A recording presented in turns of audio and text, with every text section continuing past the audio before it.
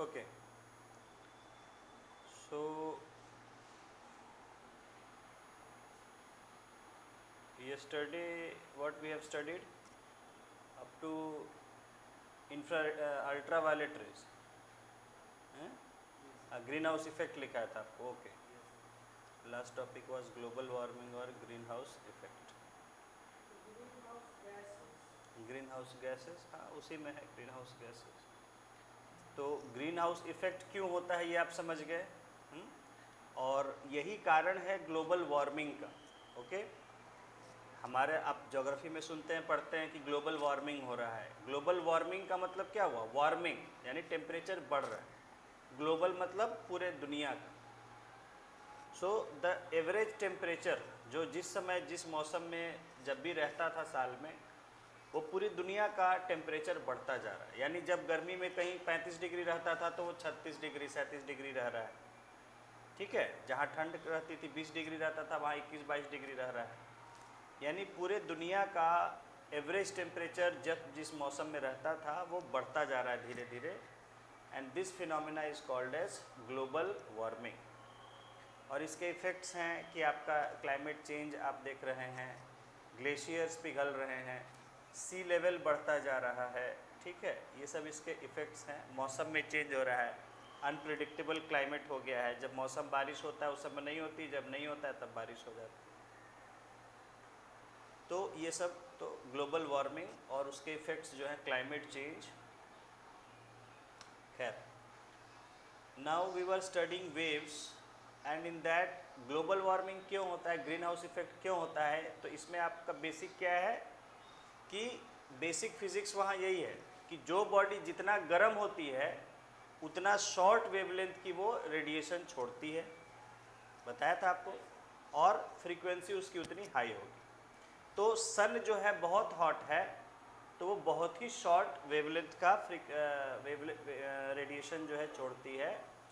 और वहाँ से जो आती है रेडिएशन और अर्थ या और ऑब्जेक्ट्स जो छोटे मोटे ऑब्जेक्ट्स हैं, जितने सारे कार है, बिल्डिंग है, कोई भी चीज़ है, तो वो गर्म हो जाती हैं उसके रेडिएशन से और फिर वो भी एनर्जी छोड़ती है. लेकिन उसका जो वेवलेंथ होता है वो लॉन्ग होता है. इसलिए वो जो है अगर ग्लास का बना होता है तो ग्लास के बाहर नहीं निकल पाता है. और अगर पूरे अर्थ की एवरेज बात करें तो वो उसके एटमॉस्फेयर से नहीं निकल पाता है. तो इसकी वजह से जैसे आपको कार का एग्जाम्पल समझाया था कि एक कार जो है बहुत ज़्यादा गर्म हो जाती है अपने आसपास के माहौल से, उसी तरह अर्थ जो है एक कार की तरह गर्म होता जा रहा है धीरे धीरे. अर्थ के जो एटमॉस्फेयर है वो उसके खिड़की की तरह, शीशे वाली खिड़की का काम करते हैं. ठीक है. तो this was green house effect, global warming. और इसमें आपको बताया कि जो कुछ गैसेज हैं जिनका कंट्रीब्यूशन ज़्यादा होता है इस ग्रीन हाउस इफेक्ट को करने में, कार्बन डाइऑक्साइड, कार्बन मोनोऑक्साइड, हालांकि methane, sulphur hexafluoride, water vapour बता ही दिए. सबसे ज़्यादा मीथेन का होता है. ठीक है. और हम लोग के अर्थ में जो कंट्रीब्यूशन है सबसे ज़्यादा मीथेन का. अच्छा, यहाँ पर लिख लीजिए, ये भी आता है क्वेश्चन. बता रहे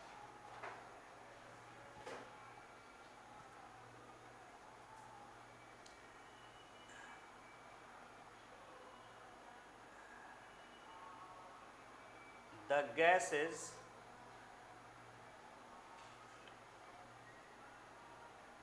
the gas with highest greenhouse effect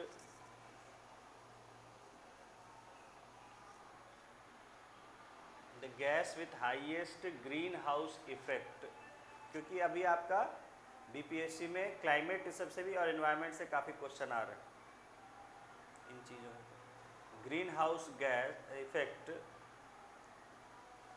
is CH4 methane. ये भी पूछ चुका है, आईएएस में भी पूछा था अभी. Methane which is produced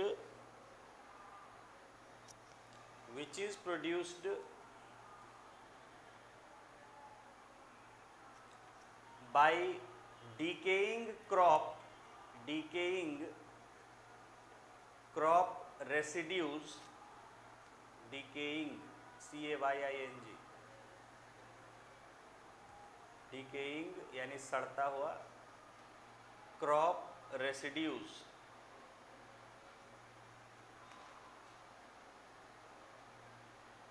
bracket में राइस या हाँ पैडी, धान के इससे ज़्यादा पैदा होता है। राइस पैडी, हाँ राइस और पैडी एक ही वर्ड है। क्रॉप ब्रैकेट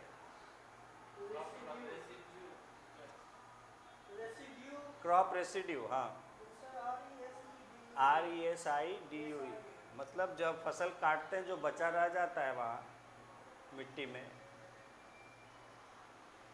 उसकी जड़ डंठल वगैरह, क्रॉप रेसिड्यू ब्रैकेट राइस और पैडी, सही वर्ड तो पैडी है धान की फसल के लिए, राइस से आप समझ सकते हैं। तो सबसे ज़्यादा ये धान के खेतों से निकलता है। तो धान का काटने के बाद जो उसका छोड़ देते हैं हम खेतों में, उससे सड़ता है वो धीरे धीरे, तो उससे मीथेन गैस निकलता है। मीथेन गैस में कोई गंध नहीं होती है, ठीक है, तो इसलिए उसका ऐसा गंध वगैरह से लोग डिटेक्ट नहीं कर पाते हैं। हाँ कॉमा ब्रैकेट हाँ कॉमा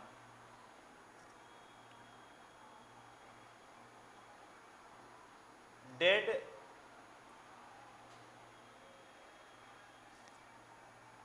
प्लांट और एनिमल मैटर, ये जहाँ कहीं भी कुछ सड़ता रहता है, साग सब्जी, डीके मतलब सड़ना होता है, गलना सड़ना।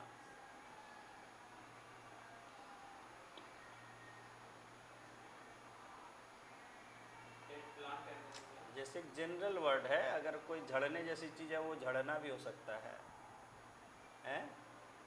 हाँ प्लांट एंड एनिमल मैटर, कहीं कहीं पड़ा हुआ है, सड़ रहा है, पानी वगैरह में है ना लगा रहता है, जमा रहता है पानी, उसमें कोई जानवर मर जाए या पेड़ पौधे का कुछ हिस्सा टूटा हुआ है, पड़ा हुआ है, सही।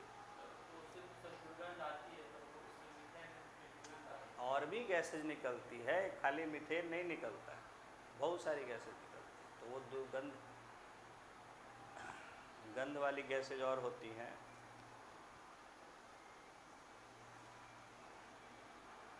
ठीक है, जैसे आपका जो सिलेंडर होता है, गैस सिलेंडर, ठीक है, उसमें मीथेन ही होता है, मीथेन और ब्यूटेन होता है, लेकिन चूंकि इनमें गंध नहीं होता है इसलिए उसमें मिलाया जाता है इथाइल मरकेप्टन, और वही आपको जब गैस लीक करता है तो जो गंध आती है गैस की, वो गैस के कारण नहीं आता है, उसमें जो मिलाया जाता है इथाइल मरकेप्टन वो गंध देता है, उससे वजह से हम समझते हैं कि गैस लीक हो रहा है हमारा। कोई गंध नहीं होता है, तो अगर वो ऐसे खाली प्योर गैस रहेगा तो लीक करेगा, आपको पता ही नहीं चलेगा। इसके लिए हाँ लिखवाया होगा मैंने, तो उसमें है नहीं लिखवाए हैं, अच्छा लिख लीजिए, हाँ बता देते हैं, अभी लिखे ये अभी पहले इसको लिख लीजिए। तो मीथेन जो होता है इसका सबसे ज़्यादा कंट्रीब्यूशन होता है ग्रीन हाउस इफेक्ट में। हाँ मीथेन बहुत ज़्यादा ग्रीन हाउस इफेक्ट पैदा करता है, लेकिन इसकी क्वांटिटी हमारे एटमॉस्फेयर में काफ़ी कम है, ठीक है। और कार्बन डाइऑक्साइड जिसका कि ग्रीन हाउस इफेक्ट बहुत कम होता है, लेकिन चूंकि वो हमारे एटमॉस्फेयर में बहुत ज़्यादा है अमाउंट, समझ गए। तो अगर टोटल इफेक्ट की बात करेंगे हमारे अर्थ पर तो वो कार्बन डाइऑक्साइड की वजह से होता है, समझ गए, लेकिन उसका पावर जो है ग्रीन हाउस पावर कहिए वो बहुत कम होता है, क्योंकि बहुत ज़्यादा अमाउंट में होता है, इसलिए उसका इफेक्ट उसी का नहीं, उसका इफेक्ट ही ज़्यादा होता है तो ज़्यादा होगा ना। तो इसलिए मेजर जो हमारे यहाँ ग्रीन हाउस इफेक्ट होता है वो कार्बन डाइऑक्साइड की वजह से होता है, क्योंकि उसका अमाउंट काफ़ी ज़्यादा है एटमॉस्फेयर। जैसे कि 1 किलोग्राम आप गैस कार्बन डाइऑक्साइड लीजिएगा और 1 किलोग्राम मीथेन लीजिएगा, तो मीथेन का उससे 10 गुना से भी ज़्यादा है इफेक्ट, लेकिन चूंकि मीथेन कम है हमारे एटमॉस्फेयर में तो अगर कहेगा कि कौन सा गैस ज़्यादा हमारे यहाँ ग्रीन हाउस ये पैदा करती है, तो उसमें आप CO2 करें। लेकिन अगर पूछेगा BPSC में तो नहीं, दूसरे UPSC से पूछ सकता है कि किस गैस का ग्रीन हाउस इफेक्ट ज़्यादा होता है, सबसे ज़्यादा, तो दैट इज़ मीथेन। इसी की वजह से कई सारे प्लैनेट्स जो हैं, मंगल और आसपास सैटर्न, ये सब, तो उन सब पर मीथेन गैस बहुत ज़्यादा होता है, इसलिए बहुत ज़्यादा गर्म है।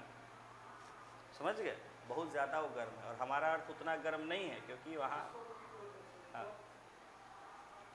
तो लिख लीजिए, ये लिखिए ना कि हाई, हाँ, मीथेन गैस।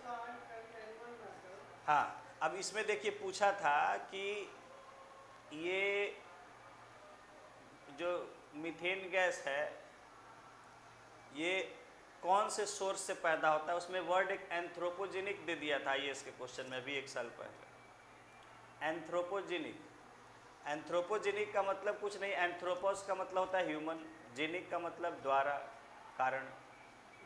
तो ह्यूमंस के द्वारा किया जाने वाला ग्रीन हाउस का कौन सा कारण है, सोर्स है, यही पूछा था उसमें। तो वो था आपका जो आदमी खेती करता है, चावल पैदा करता है, चावल उगाता है, हाँ, तो चावल उगाता है, तो उसके वजह से चावल के जो जितने खेत होते हैं उनमें से मीथेन गैस निकलती है। हाँ, तो आइए इसमें पूछा था ANTHROPOGENIC,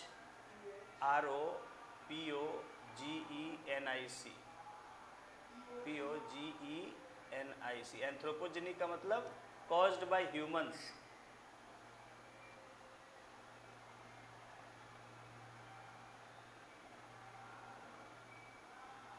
ठीक है, तो ये ध्यान रहेगा कि यहाँ पर हम जो ग्रीन हाउस इफेक्ट पैदा करते हैं, जो हम खेती करते हैं, ये हमारा एक्टिविटी से पैदा होता है। और सबसे बड़ा सोर्स यही है ग्रीन हाउस इफेक्ट का।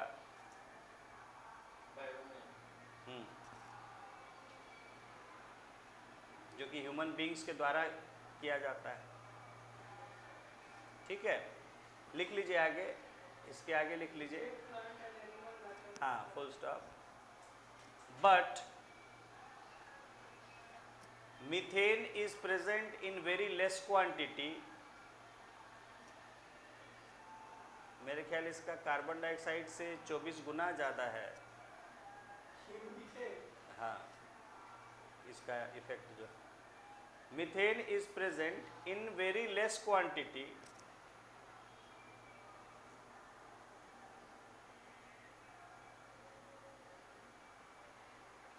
in Earth's atmosphere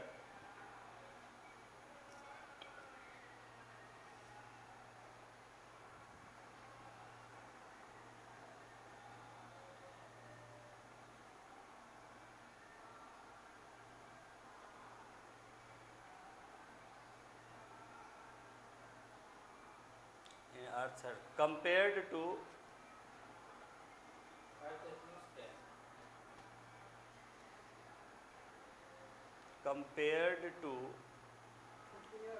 हाँ, compared to carbon dioxide,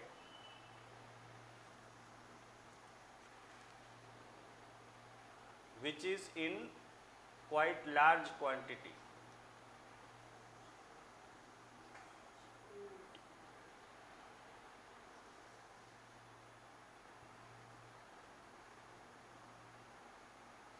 Large quantity.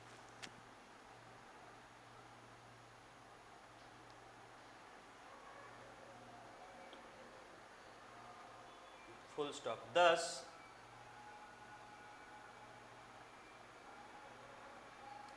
the total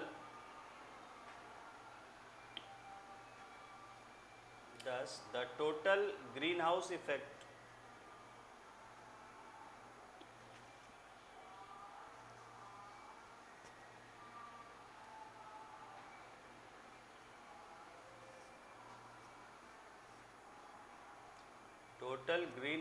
effect of CO2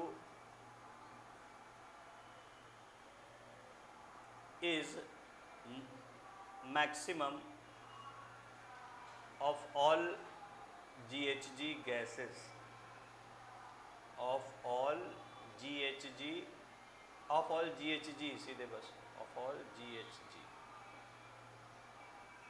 ठीक है।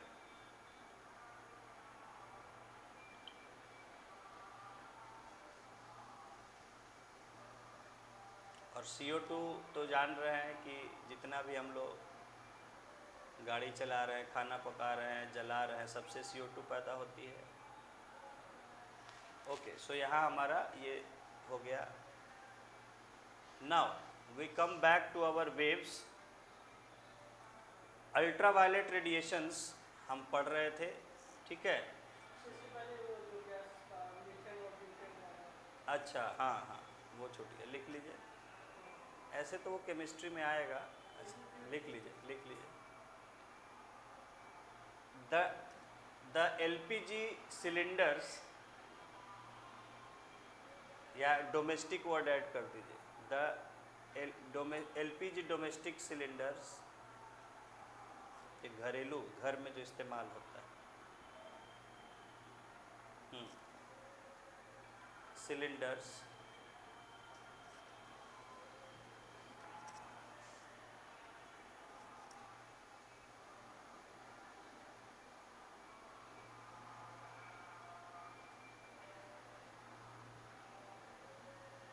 are filled with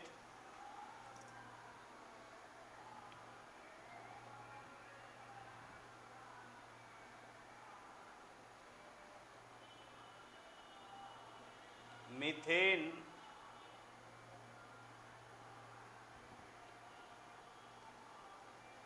मीथेन जो है लगभग 90% के आसपास होता है, या 80 to 90% कर दीजिए।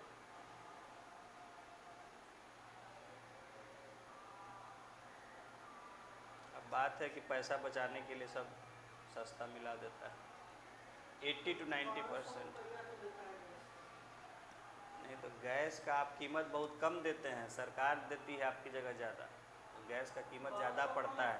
हाँ, कम पड़ता है, मतलब ज़्यादा पड़ता है कीमत, लेकिन अभी सरकार आपको सब्सिडी उस पर दे रही है काफ़ी। धीरे धीरे दाम बढ़ाएगा गैस का। हाँ, लिखिए, मीथेन एंड प्रोपेन, प्रोपेन और आइसोब्यूटेन। प्रोपेन होता है C3H8, propane and butane, CnH2n+2 करना है बस, CnH2n+2, CnH2n+2, H, हाँ, के नीचे 2n+2 लिखिएगा। अब प्रोपेन 3 है तो उसका 8 हो जाएगा, ब्यूटेन 4 है तो 10 हो जाएगा। एल्केन का फॉर्मूला एन आ रहा है ना, हाँ, ब्यूटेन, ठीक है, फुल स्टॉप।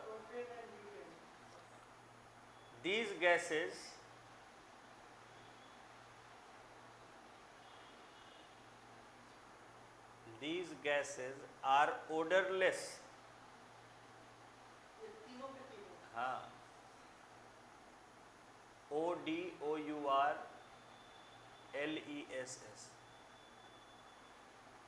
मतलब स्मेल भी हल्की होती है, तो ऐसी होती है कि आप समझ ही नहीं पाएंगे, कोई मतलब बहुत हल्की स्मेल होती है, ना के बराबर। हाँ हाँ, वैसे ही। C4H10,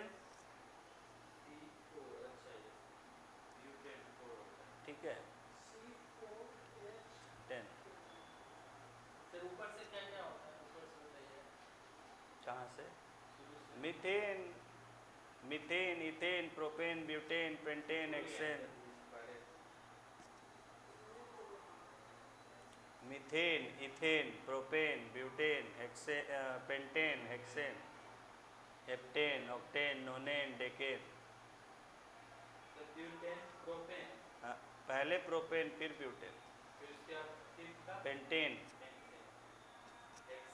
hexane, heptane,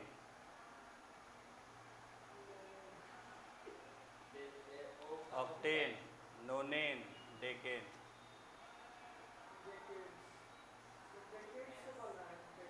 D C dec 10 का होता है। चलिए लिखिए आगे। ओडरलेस, तीन भी नहीं होना तो चाहिए, खाली मीथेन तो उतना महंगा पड़ जाएगा, पैसा दीजिएगा, बहुत अच्छा जलता है वो। तो इसलिए अभी देखिए क्या हो रहा है, ऑटो वाला हड़ताल किए हुए, ठीक है, उसको भी देना है यही ब्यूटेन और प्रोपेन देना रहता है, उसमें मिला दे रहा है दूसरा और, ठीक है। ऑटो वाला क्योंकि दाम बढ़ रहा है और ऑटो वाला देना नहीं चाह रहा है, दाम बढ़ के कोई देना चाहेगा, नहीं देना चाह रहा है, तो उसने क्या उपाय निकाला कि सस्ता गैस मिला दो। सस्ता मिला दे रहा है, माइलेज कम आ रहा है, सब हड़ताल किए हुए था बहुत कि माइलेज आजकल आ नहीं रहा है गैस से, जो सीएनजी पर चलता है, सीएनजी हड़ताल किए हुए था कि माइलेज कम दे रहा है, 10 किलोमीटर कम हो गया है माइलेज। और दूसरा बात है कि भारी भी होता है वो दूसरा वाला गैस जो मिलाता है, तो वज़न कम ही रहता है, मतलब कम भराता है, ठीक है। तो अब ऑटो वाला तो समझ, उसको इतना नहीं समझ, लेकिन वो ये तो समझता है कि मेरा माइलेज कम आ रहा है, तो दाम नहीं बढ़ा रहा है तो माइलेज कम हो गया है क्योंकि महंगाई।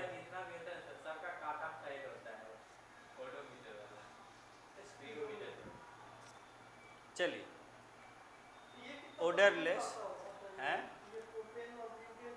बोले ना, हाँ जितना है, अब वो तेल बेचने वाली कंपनी का है कि कितना देता है। हाँ odourless, hence ethyl mercaptan, ethyl ETHYL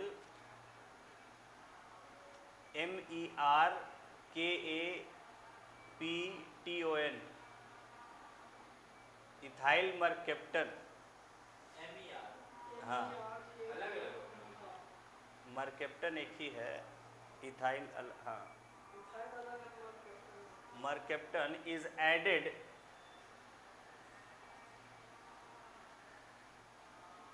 to LPG gas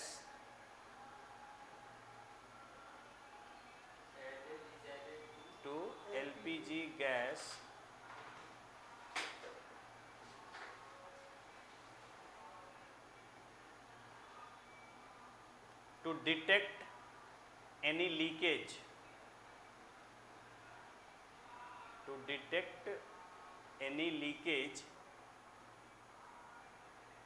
as it has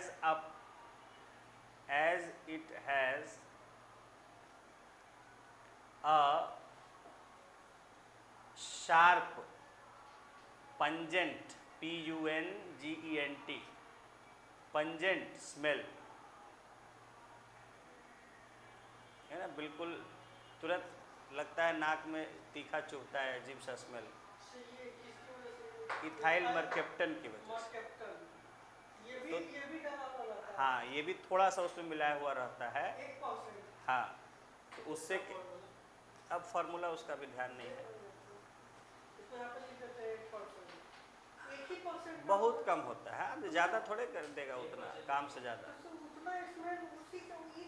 हाँ बहुत तीखा स्मेल, इसलिए बोले ना, थोड़ा सा भी अगर निकलेगा तो बहुत तीखा स्मेल देता है, इसलिए उसको मिलाया जाता है कि कहीं तुरंत पता चल जाए स्मेल से।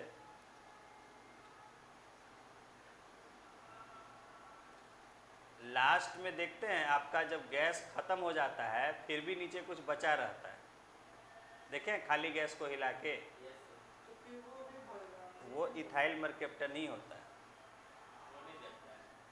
जलता नहीं, जलने वाला गैस थोड़े है। हाँ तो पलटा देने से धीरे धीरे सिलेंडर खराब हो जाएगा, क्योंकि इथाइल मरकेप्टन जाके जमा हो जाएगा, बैठ जाएगा उसके नोजल, वो पलटाते हैं लोग ये भूल में कि उसमें गैस है, गैस नहीं रहता है, वो यही इथाइल मरकेप्टन होता है, समझ गए। हाँ बहुत थोड़ा सा रहता है, तो थोड़ा तो गैस भी, मतलब अब जितना गैस है रहेगा, ख़त्म हो जाएगा, उसके बाद थोड़ा ये रहता है, फिर लास्ट में चेक करते हैं उसको, चाबी दे करके ऊपर तो नहीं आ रहा है।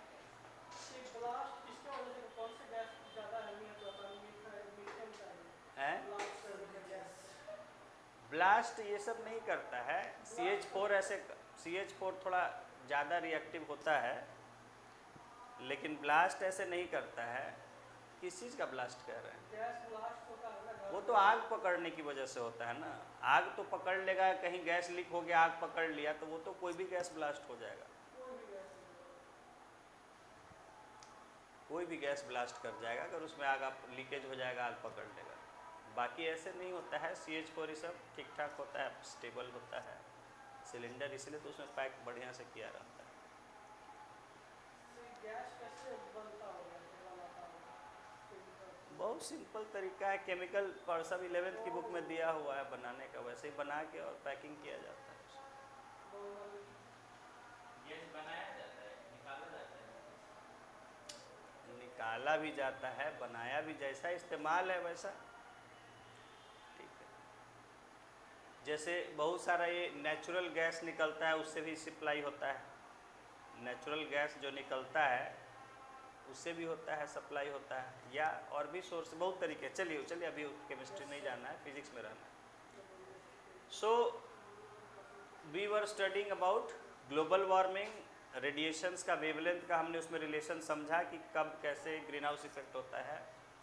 नाउ हम अल्ट्रा वायलेट रेज पढ़ रहे थे, और उसमें आपको लिखवा दिया था शायद कि ओजोन होल जो है किससे डैमेज होता है। Ozone hole ultra violet rays से डैमेज होता है। ओजोन होल में किससे डैमेज होता है, क्यों हो रहा है ओजोन होल? कल ही बताया था।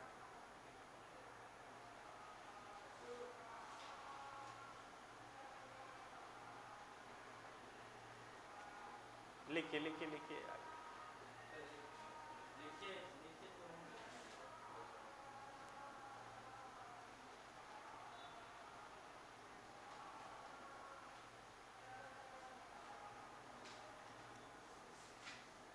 कल 5 बार आप लोग पूछे थे और बताए थे हम उस चीज़ को। एक मिनट, याद नहीं आ रहा। ओजोन लेयर आप लोग बार बार पूछे, समझाए सर ओजोन है, बोले ऑक्सीजन, हम बोले नहीं ओजोन।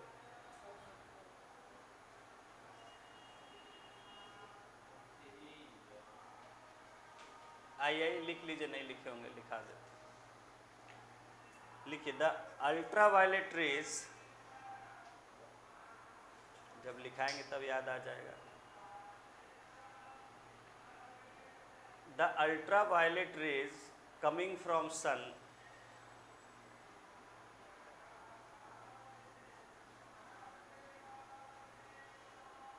बताए थे, लिखे नहीं होंगे तो बोर्ड पे बताए थे। सर ये वाला था कि ultraviolet rays are invisible radiation having frequency more than violet rays. Ozone layer की बात कर रहे हैं, ultraviolet. These rays are also present in sunlight, which can causes skin cancer to human and living creatures. These rays are absorbed by the ozone layer. नहीं तो ठीक है, वहाँ तक तो लिखाए ही थे, हम डिक्टेट कराए। लिखिए लिखिए, the ultra violet rays coming from the sun are absorbed by ozone layer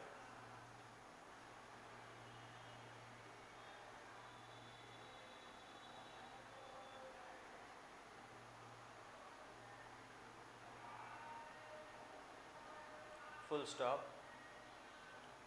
This is a layer of this is a layer of ozone gas, ozone O3, हाँ ब्रैकेट में O3 लिख दीजिए, हाँ, गैस इन एटमॉस्फेयर।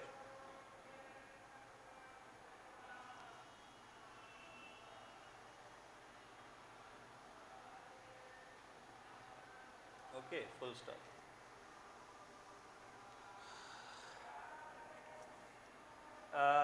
ठीक है, atmosphere, full stop. this layer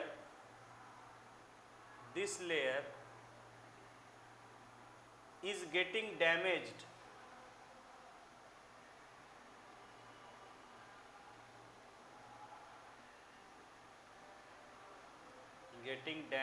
due to chemicals कहते हैं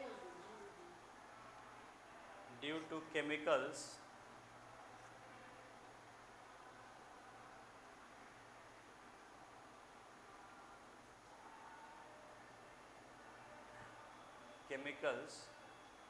present in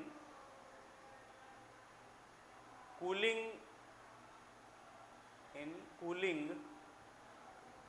appliances. Yes sir, आगे रेफ्रिजरेटर या क्लोरोकार्बन कूलिंग appliances लिखिए, appliances like, हाँ, like appliances like refrigerator, REFRI, refrigerator, comma sir generator की generator refrigerator, GERATOR, refrigerator, comma AC, etc.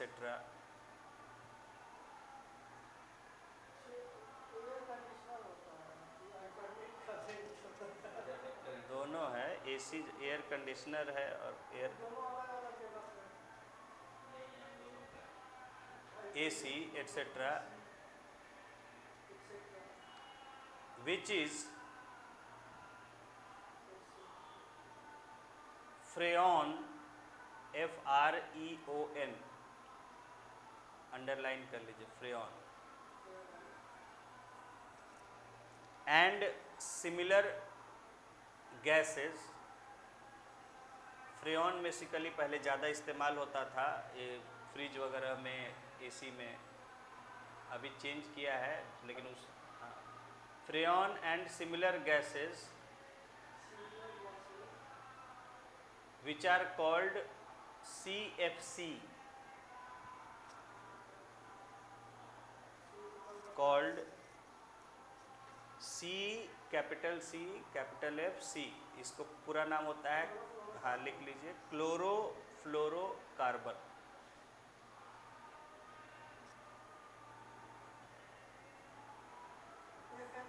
FLUOR.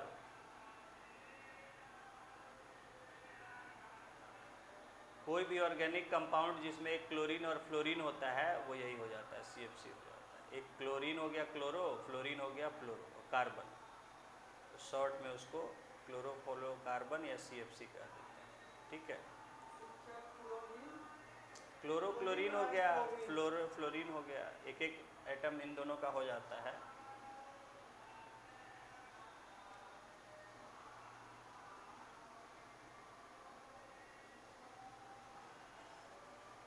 ठीक है, full stop. तो यही CFC जो है ये क्या करते हैं कि ओजोन को डैमेज कर देते हैं. ठीक है, हाँ, और उसकी वजह से वहाँ ओजोन ख़त्म हो जाता है, तो वहाँ से फिर अल्ट्रावायलेट रे नीचे आने लगता है हमारे यहाँ तक. लिखिए, सच डैमेज, फुल स्टॉप के बाद, such damage to ozone layer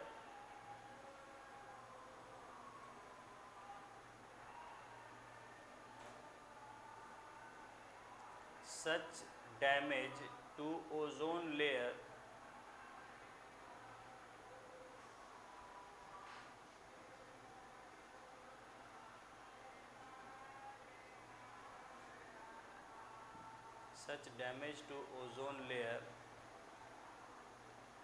is called ozone hole, is called ozone hole. Hole हो जाता है मतलब वहाँ से ख़त्म हो जाता है ओजोन, तो एक छेद जैसा हो जाता है जिसमें कि फ्रीली आ सकता है सनलाइट, तो इसीलिए उसको हम ओजोन होल कहते हैं. ठीक है, चलिए ये हो गया. अल्ट्रावायलेट रेज का, यूवी रेज का एप्लीकेशन आपको लिखा दिया था. ठीक है, और स्किन पर कैंसर होता है और स्किन डार्क होता है, पिगमेंट का भी नाम लिखा दिया था, melanin. Now we move on to next waves. हाँ, ये भी तो इलेक्ट्रोमैग्नेटिक ही ना है, लाइट तो इलेक्ट्रोमैग्नेटिक तो शुरू ही हो गया. जितना हम लोग इंफ्रारेड सब इलेक्ट्रोमैग्नेटिक ही ना है। all other transfers of electromagnetic। हाँ, नेक्स्ट लिखिए रेडियो वेव्स, नेक्स्ट टॉपिक।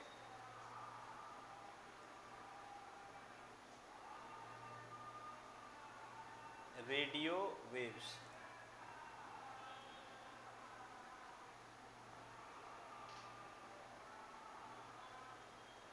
ठीक है, लिखिए these waves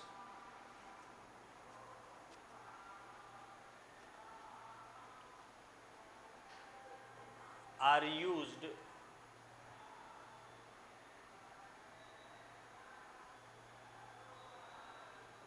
for radio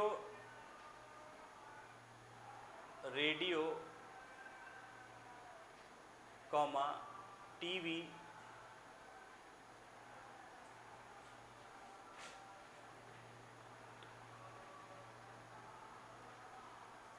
and wireless communication।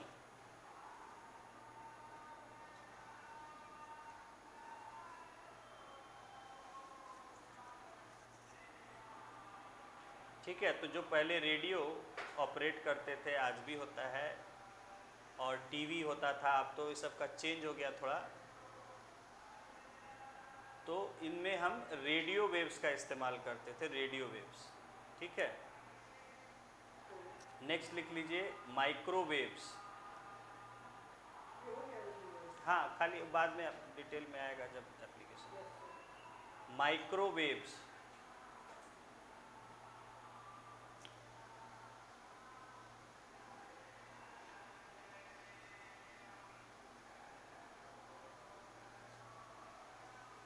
these are used in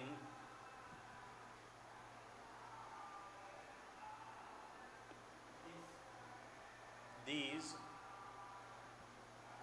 are used in satellite communication, SATELLIT,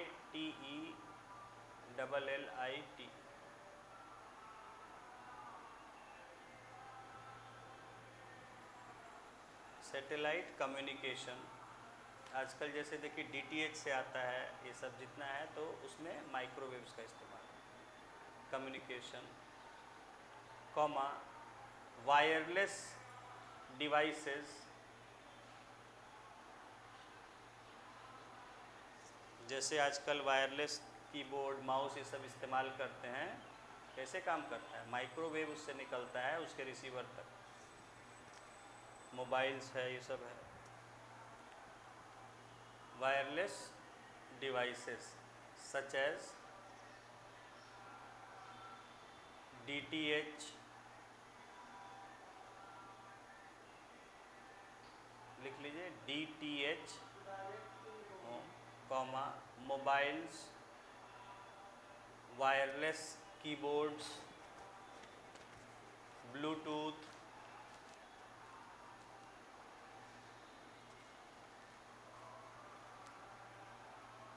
comma Bluetooth devices, Bluetooth पर जितना भी चीज़ है ये सब है, वाईफाई, हाँ, Bluetooth com devices, wifi etcetera. इसको वाईफाई का पूरा नाम क्या है? वायरलेस फिडेलिटी,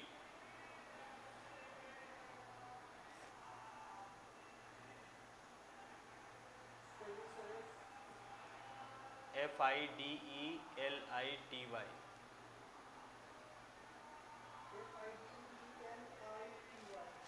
इसको जानकारी नहीं होगा। ठीक है, हाई फाई था पहले, उससे वाईफाई अब हो गया हाई फाई वायरलेस। पहले जब हम लोग म्यूज़िक प्लेयर बजा, कैसेट ये सब बजाते थे, तो उस समय जो बड़े बड़े म्यूज़िक प्लेयर होते थे, CD प्लेयर ये सब, हाँ हाँ।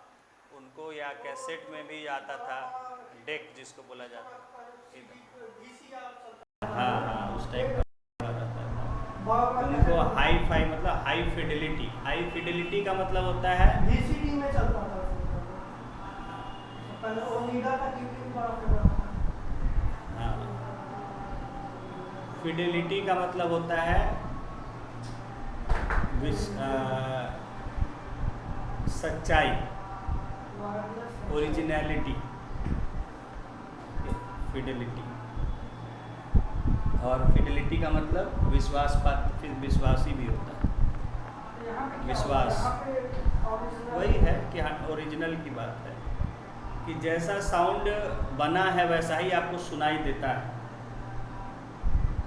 ये नहीं कि साउंड गाता है, लता मंगेशकर का आवाज़ आपको आशा भोसले का सुनाई दे रहा है, ऐसा नहीं। तो हाई फिडेलिटी कहते थे कि बिल्कुल जैसा मतलब आप जैसा लिए हैं सीडी का जो ओरिजिनल क्वालिटी है साउंड का, वो आपको स्पीकर से सुनाई भी देता है। बहुत सारा स्पीकर चलाइए, बढ़िया सीडी चलाइए, लेकिन आवाज़ वैसा नहीं आता है, लगता है कि डब्बा बजा रहा है। तो क्योंकि उसमें वैसा उसको प्रोसेस करने का सिस्टम नहीं होता है बढ़िया साउंड। और उसी से हाई फाई से हो गया आप धीरे धीरे वाईफाई। चलो, तो ये जो वायरलेस डिवाइसेस है इसमें माइक्रोवेव, इसी में साथ ही साथ लिख लीजिए it is also used, it is also used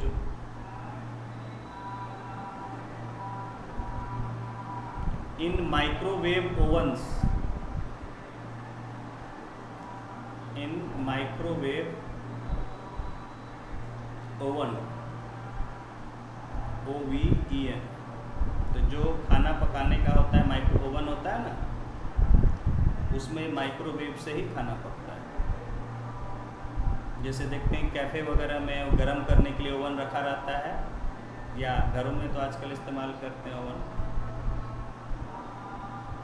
उसमें माइक्रोवेव से ही खाना पकता है।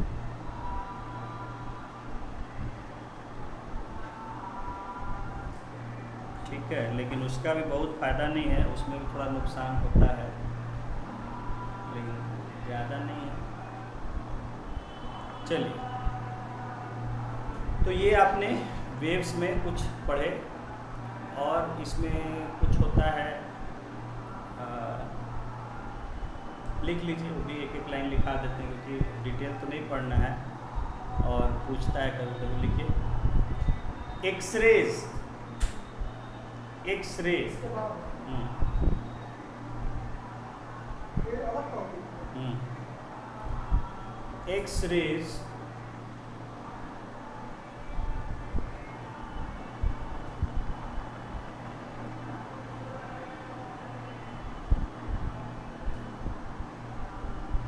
X-rays are also a type of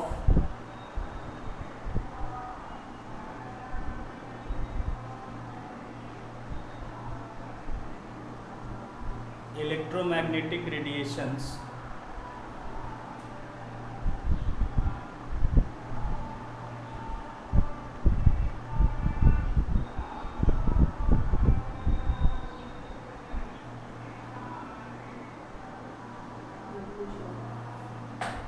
present in sunlight. ये होता है लेकिन यहाँ नीचे नहीं आ पाता है, सन से निकलते ही थोड़ी दूर पर ख़त्म हो जाता है। इन sunlight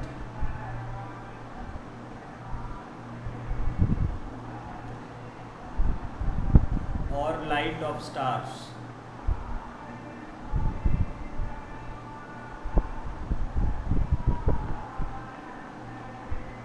We use X-rays. We use X-rays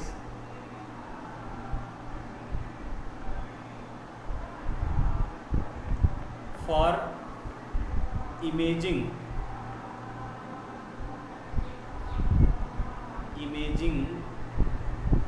purpose, है ना। हर चीज़ का हम एक्सरे कराते हैं, हाथ का एक्सरे, पैर का एक्सरे, पेट का, सीना का, दांत का, मुंह का।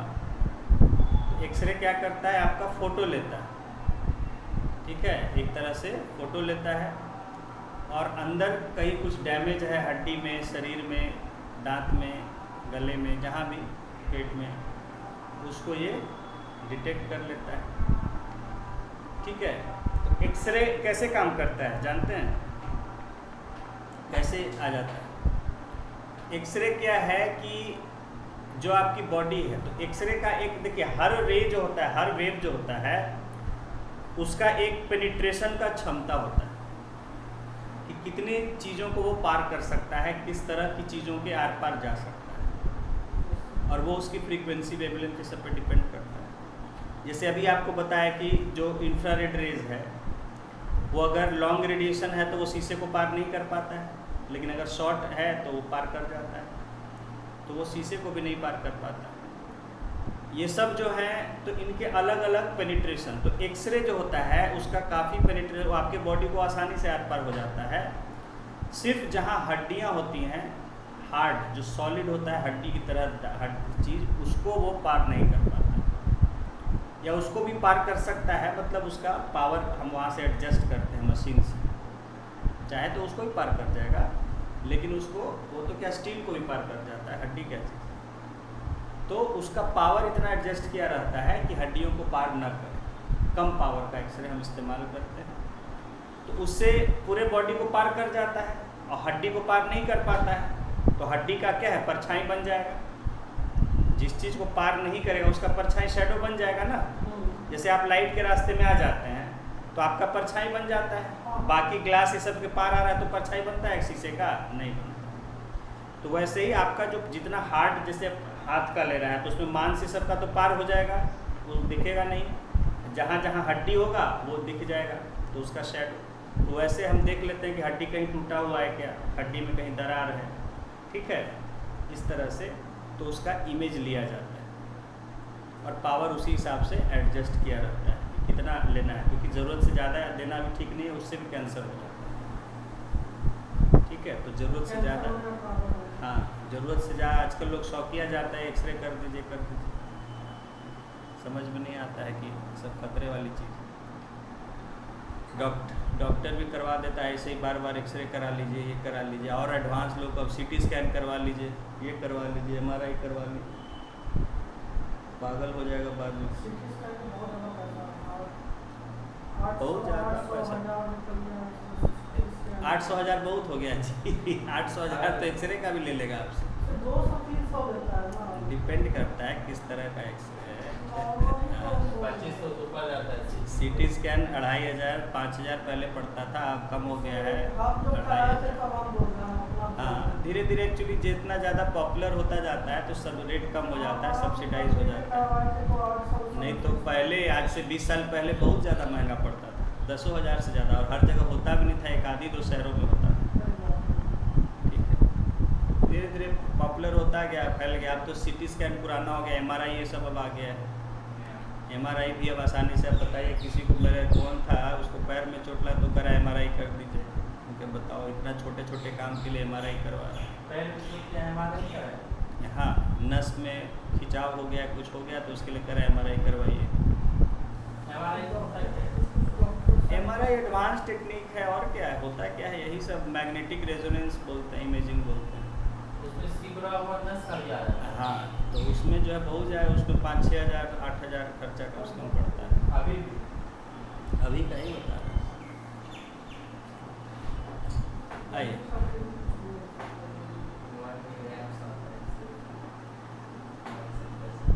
हाँ, क्या है लिखे, यहाँ पे एक्स-रे होगा, एक्सरे की बात कर रहे हैं, इमेजिंग नहीं, सिर्फ उसको एक्स-रे नाम दे दिया गया था, एक्स-रेज कर दिया, क्योंकि उसका समझ में नहीं है। जब इसकी खोज हुई थी तो लोगों को लगा ये बहुत खतरनाक किरण है, और कौन सी किरण है, तो उसको एक्स नाम दे दिया है ना, जैसे डॉक्टर एक्स ये सब है ना, फिर आप फिल्म में सब में देखते होंगे, खतरा है तो उसको कहा देता है डॉक्टर एक्स, कोई शैतान है।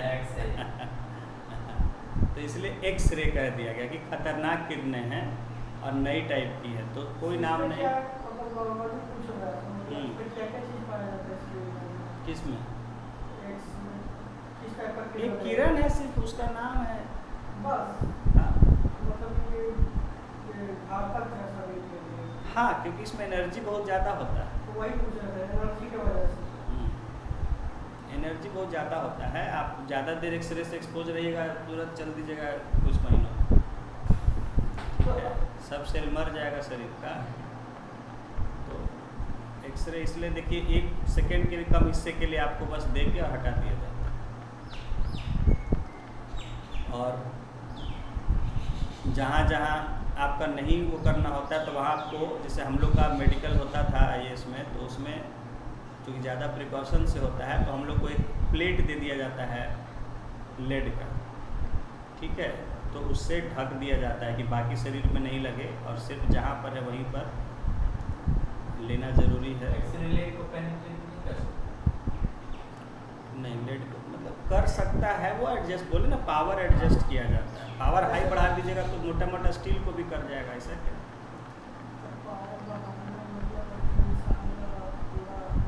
वही एक्सरे होता था पहले कम पावर का, अब CT स्कैन होता है उसमें ज़्यादा पावर का होता है और एडवांस टेक्निक होता है कंप्यूटर का यूज़ करके। चलिए एक्सरेज लिख लिए, एक्सरेज, ठीक है। उसके बाद होता है आपका अल्फा बीटा गामा रे हो गया, इमेजिंग पर्पस, इमेजिंग चित्र लेने के लिए, फुल स्टॉप। और एक्सरेज हो गया,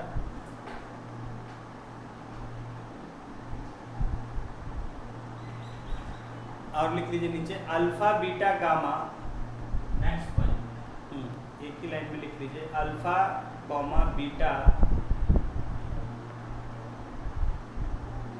comma gamma rays, Y type का होता है।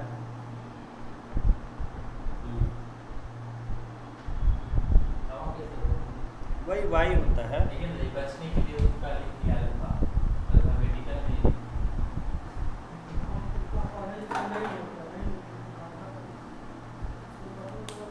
चलिए alpha beta gamma rays are also emitted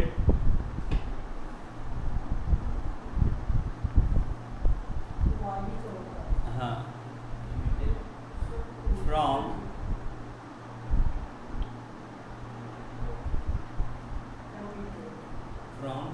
radioactive elements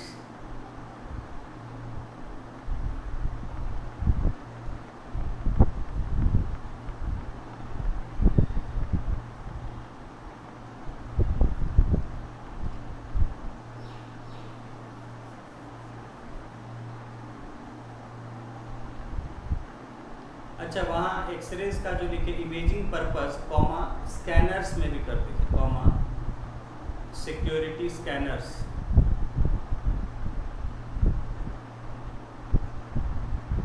security scanners. जैसे देखिए आप लोग आजकल रेलवे स्टेशन एयरपोर्ट जाते हैं, सामान चेक होता है, वो अपने आप देख लेता है अंदर आपके क्या है, खोलना नहीं पड़ता है, ठीक है, आपका भी हो जाता है चेकिंग। एक्सरे उसमें भी वो देख लेता है अंदर क्या क्या आपके बैग में, सूटकेस में क्या क्या है। तो चेक करता है पूरा। नहीं, मशीन में से पार नहीं करते हैं। अच्छा, वो और वो चेक करता है, हाथ में रखा रहता है। हाँ, वो तो सिर्फ मेटेलिक चेक, मेटल चेक करता है कि कोई मेटल तो नहीं, मेटल डिटेक्टर कहते हैं। और उसमें जो होता है अंदर एक्सरे उसमें यूज़ होता है, तो वो आपको सारा चीज़ कोई रहेगा उसमें अंदर, उसको सब दिख जाता है कि क्या क्या अंदर रखा हुआ है। तो मेटल चेक होता है उसमें, किसमें? वो जैसे तो चेक करते हैं। तो बॉम्ब में मेटल होता है, बॉम्ब में मेटल होता है नहीं होता है, बॉम्ब का अलग है, कई तरह का होता है bomb. Alpha beta gamma rays are also emitted from radioactive elements. हाँ, इलेक्ट्रो क्या है लिखे, radioactive elements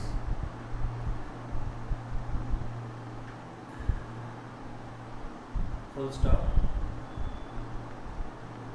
These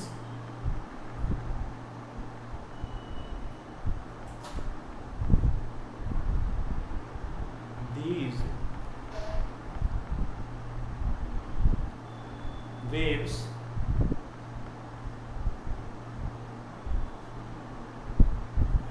have very high energy.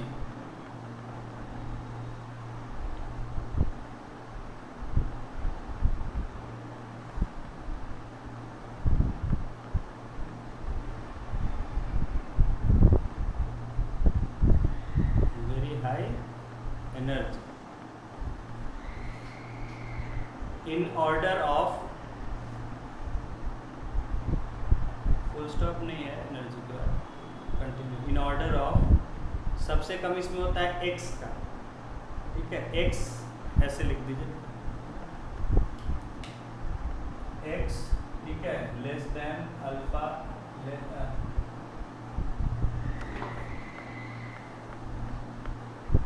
Less than beta, less than gamma. बढ़ते क्रम में एनर्जी इन सबका, एक्सरे का कम होता है, उससे ज़्यादा फिर अल्फा, फिर बीटा, फिर गामा, सबसे ज़्यादा गामा रेज का। गामा रेज जो है मोटी मोटी स्टील की परत को भी पार कर सकता है। दुनिया का कोई भी परत को पार नहीं करेगा।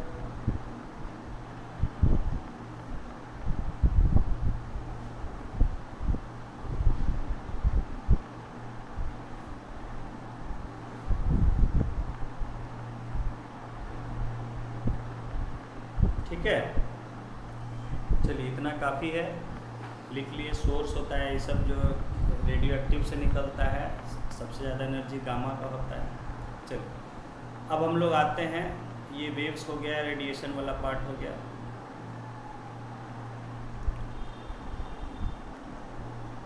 आइए अब नेक्स्ट टॉपिक है हमारा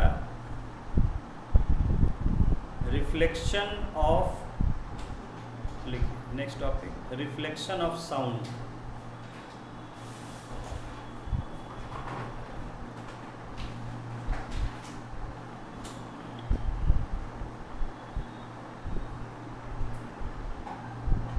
अच्छा, इसी में एक खाली लाइन जोड़ लीजिए पीछे, हाँ, क्योंकि रेडिएशन है तो अब तो अलग से कराएंगे नहीं इसमें। Cobalt 60, CO-60, -60, cobalt 60 isotopes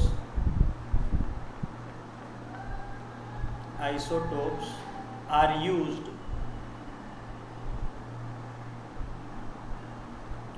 for treatment of cancer.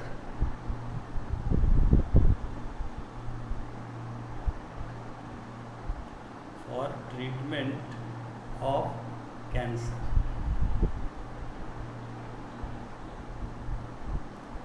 होता क्या है कि जैसे आपको बताया अल्फा बीटा गामा, उसी तरह बहुत सारे निकलते हैं रेज। तो कोबाल्ट 60 से जो रेज निकलता है, कोबाल्ट 60 भी एक स्पेशल रेडियो एक्टिव टाइप का है एलिमेंट कोबाल्ट का, तो उससे जो रेडिएशन निकलता है उसका हम लोग आजकल इस्तेमाल करते हैं। जो कैंसर का ट्रीटमेंट होता है ना, कैंसर का इलाज कराते हैं जो लोग, तो उसमें रेडिएशन थेरेपी कहा जाता है इसको। लिख लीजिए, कैंसर कॉल्ड रेडिएशन, हाँ, called radiation therapy, radiation therapy. एक कीमोथेरेपी होता है जिसमें केमिकल्स दवा दिया जाता था, ये रेडिएशन थेरेपी, THERAPY,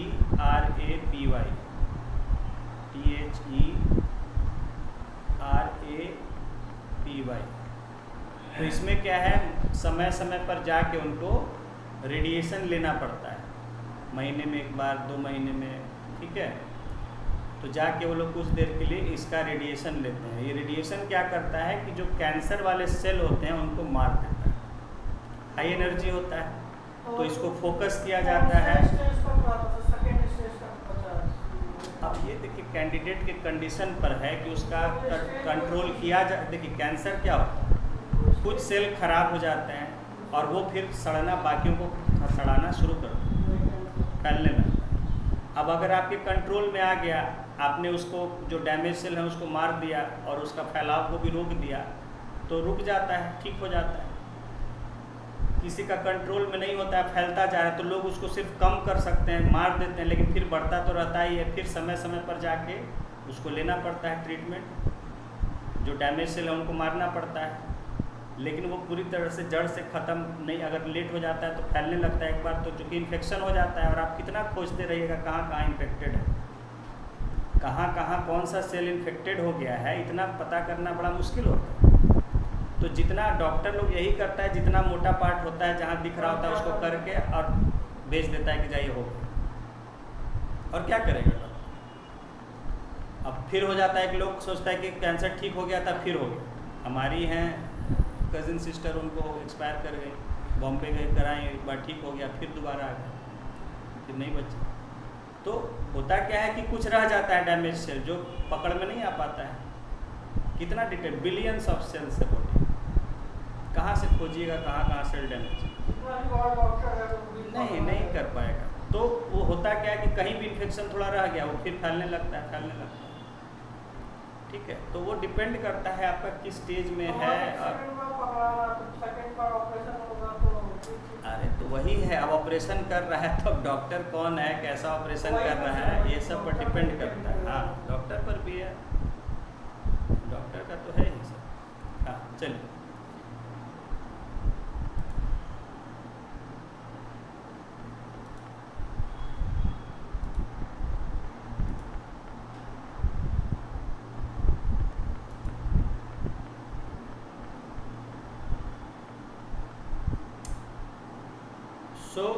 उसमें जो है आपको पूछा जाए कि किसका यूज़ होता है कैंसर ट्रीटमेंट में, तो कोबाल्ट 60 का इस्तेमाल होता है। और ये कोबाल्ट का एक आइसोटोप होता है, नॉर्मल एटम नहीं होता है, आइसोटोप होता है जिसका वेट 60 होता है, मास। ठीक है, तो कोबाल्ट 60 उसको बोलते हैं। चलिए इतना हो गया इसमें, अब आगे बढ़ते हैं रिफ्लेक्शन ऑफ साउंड। हाँ, वेव या sound, reflection of waves slash sound.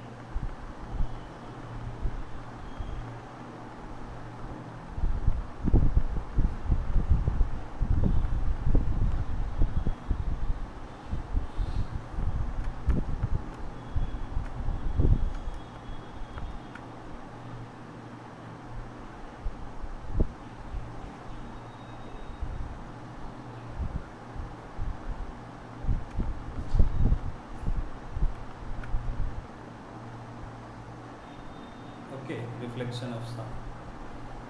Okay, so we have studied reflection of light. आप लोगों ने लाइट का रिफ्लेक्शन पढ़ा है।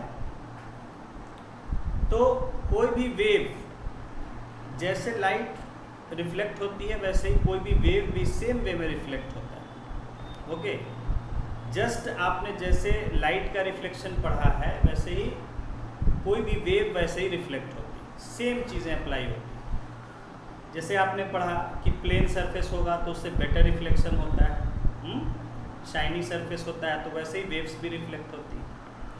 और आपने जो पढ़ा uniform reflection, non uniform reflection, कि अगर उबड़ खाबड़ सरफेस होता है तो उससे चारों दिशा में फैल जाता है रिफ्लेक्ट होकर। अगर बिल्कुल चिकना होता है तो उससे एक ही डायरेक्शन में रिफ्लेक्ट होता है। और आपने लॉज ऑफ रिफ्लेक्शन पढ़ा कि जिस डायरेक्शन, जिस एंगल से आता है इंसिडेंट रे, उतना ही एंगल पर रिफ्लेक्टेड रे जाता है।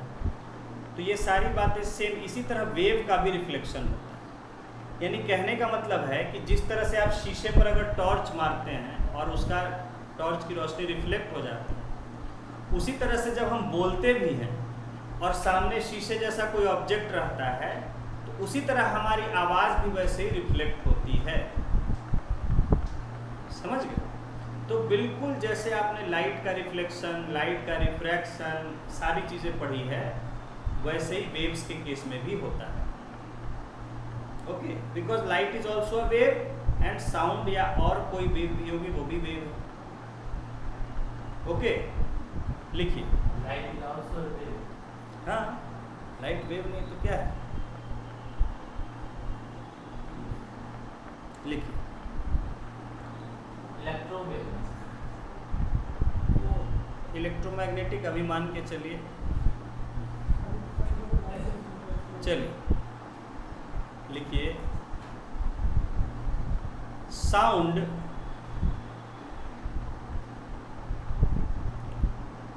Bounces of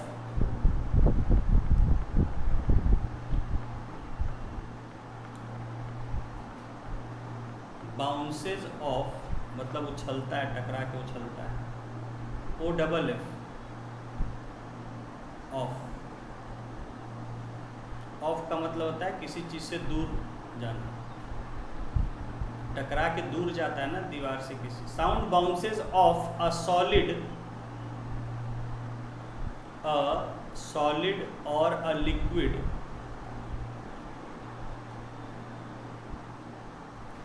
like a rubber ball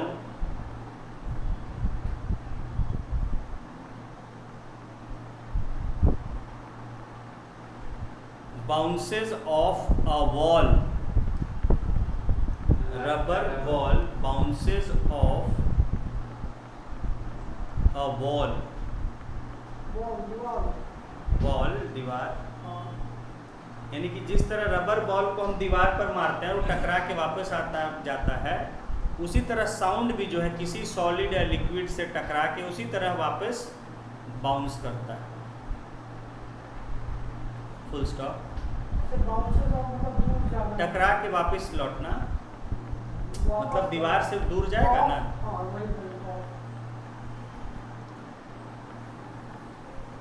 full stop. Like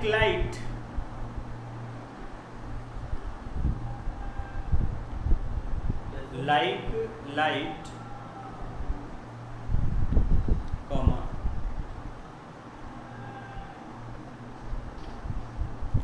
sound gets reflected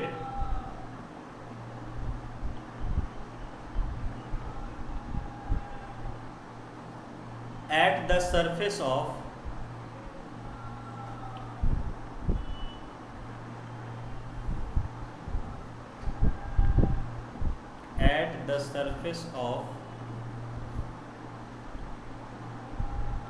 a solid or liquid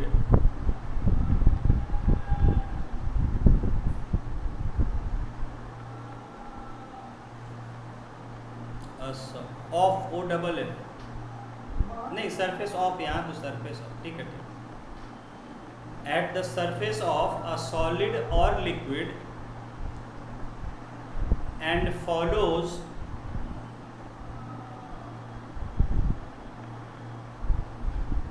the same laws of reflection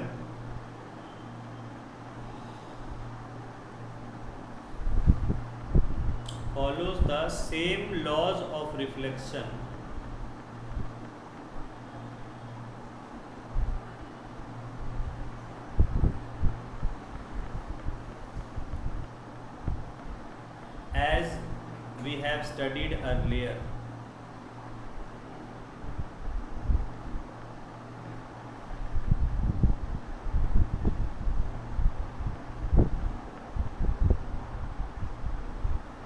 Full stop.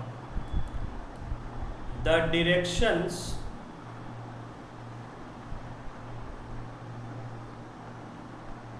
in which the sound is incident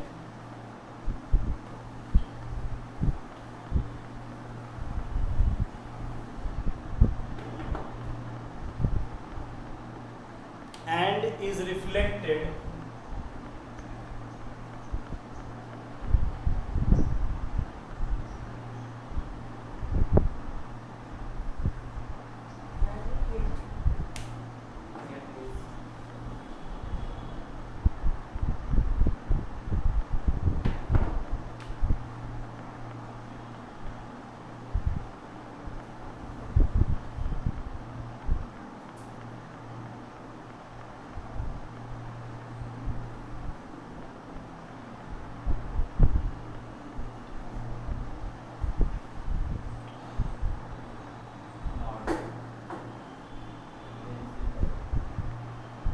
slide को principal बोलते हैं।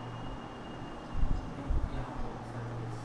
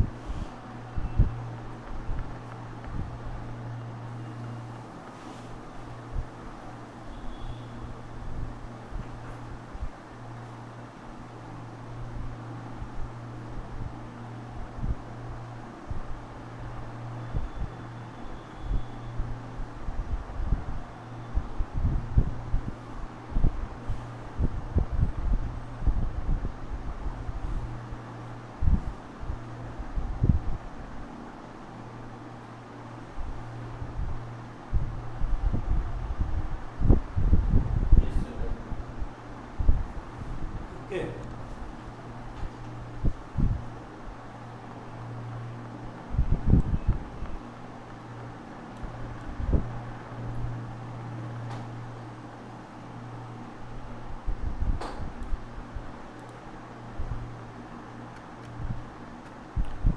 लिखिए, क्या लिखे? Sound bounces off a solid or liquid. नहीं, अभी last line क्या लिखी? Incident and is reflected. And is reflected make, इसी में हाँ कंटिन्यू, फुल स्टॉप नहीं है, make equal angles with the normal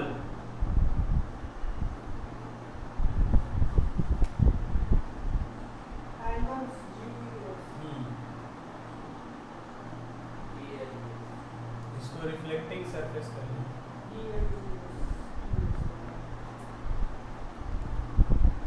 angles with the normal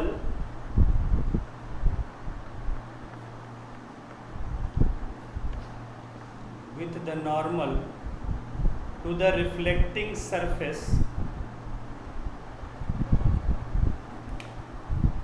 ये जब हो जाएगा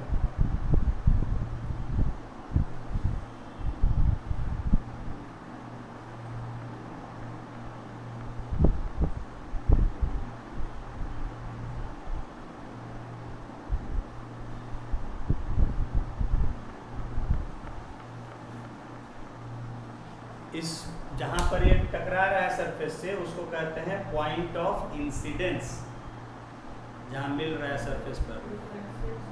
हाँ। Reflecting surface at the point of incidence,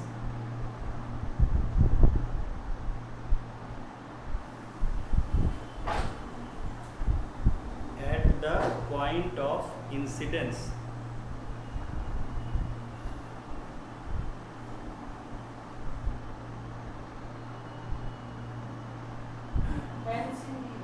DENC, हाँ देखिए, surface at the point of incidence comma and the three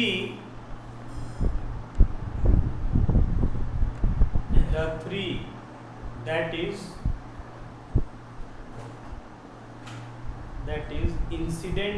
incident wave, reflected wave, incident wave comma reflected wave and the normal, इन तीनों की बात हो रही है।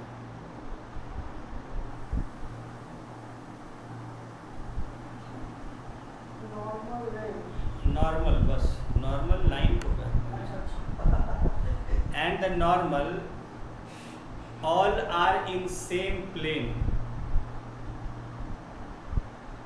ऑल आर, नॉर्मल कोई वो नहीं होता है, ये तो हम मानते हैं जो 90 डिग्री पर जो उससे लाइन होगा।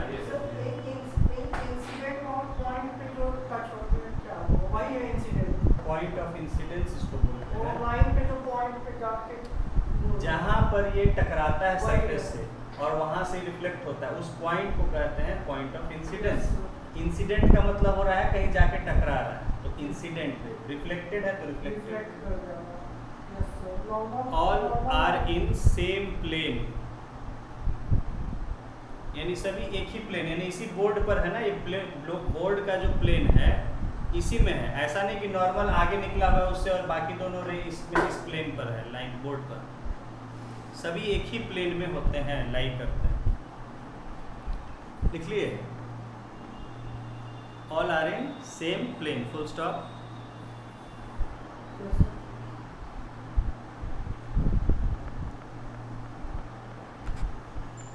ठीक है, नेक्स्ट लाइन से लिखेंगे,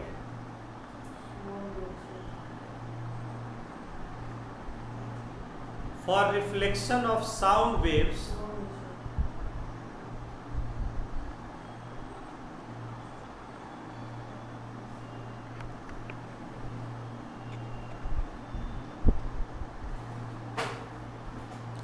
for reflection of sound waves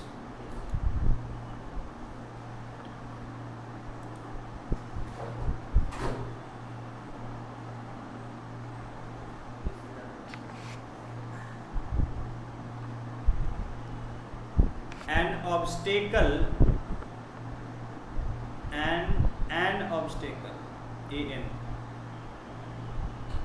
obstacle यानी कोई बाधा,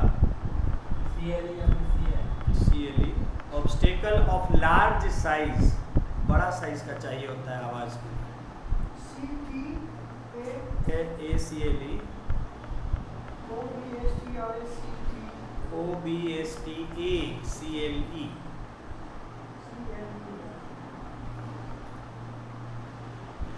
obstacle of large size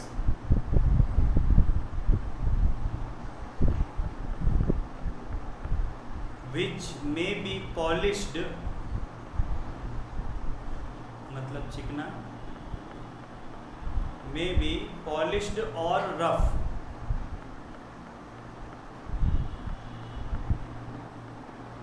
is needed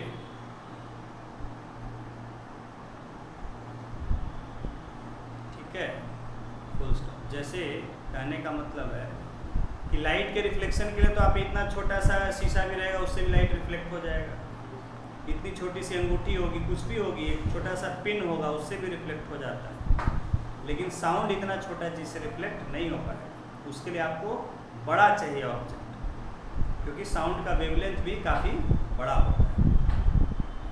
ठीक है, तो साउंड को अब आपको अपना आवाज़ पैदा करना है तो कम से कम इस कमरे के साइज़ का कोई चीज़ होना चाहिए, ठीक है, तब उससे रिफ्लेक्ट हो पाएगा।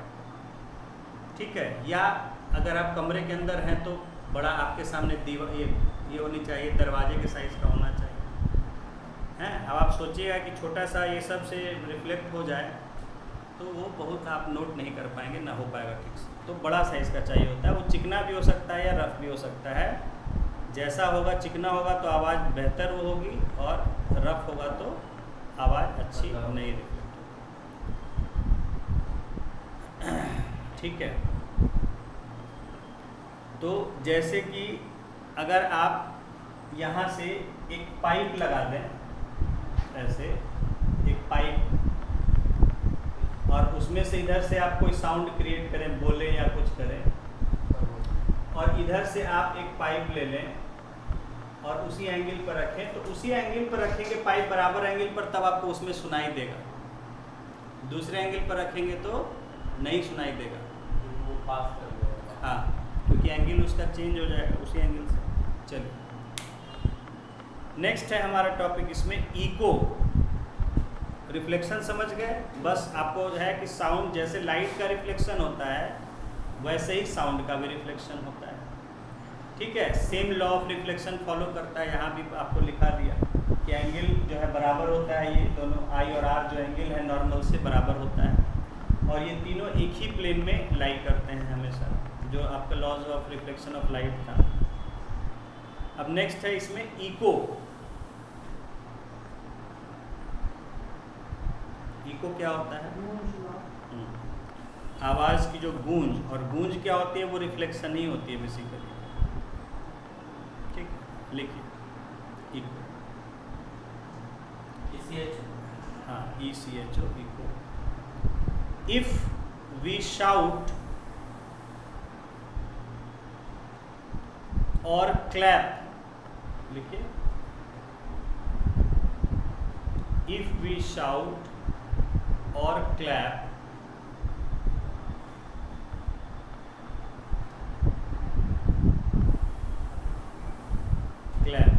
near a suitable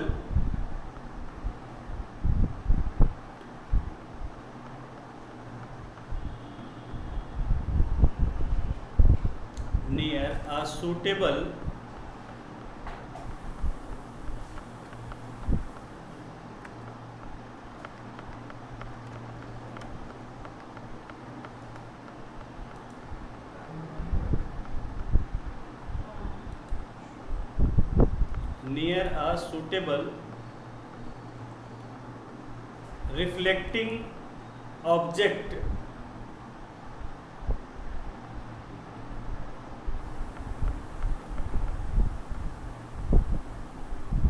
suitable reflecting object such as a tall building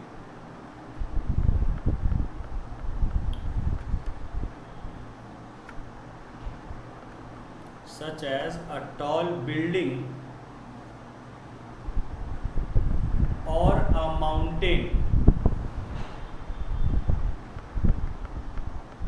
comma, we hear the same sound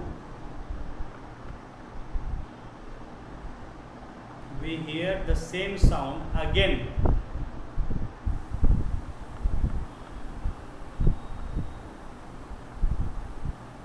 a little later.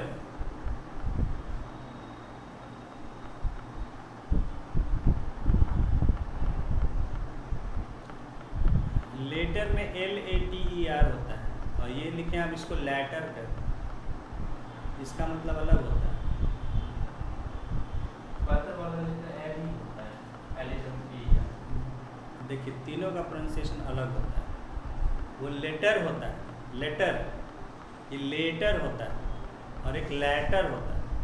LATER later, हाँ। LATER later, later, later. और अभी जो हम लिखवाए लेटर, LATER, लेटर मतलब कुछ देर के बाद। लेटर का मतलब होता है जिस दूसरे चीज़ की बात की जा रही है, फॉर्मर और लेटर कहते हैं। अगर आप कुछ चीज़ों के बारे में बात कर रहे हैं तो उसमें कहते हैं फॉर्मर, यानी जिसको पहले जिसके बारे में आपने कहा, और लेटर मतलब जिसके बारे में बाद में आपने चर्चा की और उसके बाद हाँ, later, full stop. This sound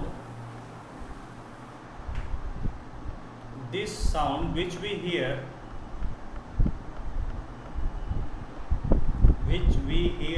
later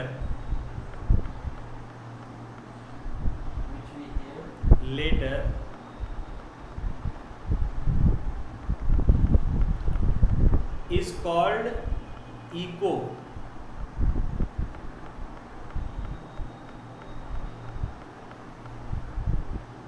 ऐसे एको इसका सही तो होता है, इसका प्रोनाउंसिएशन एको, ठीक है, चलता है अलग अलग देशों में अलग अलग। Echo, full stop. The sensation of sound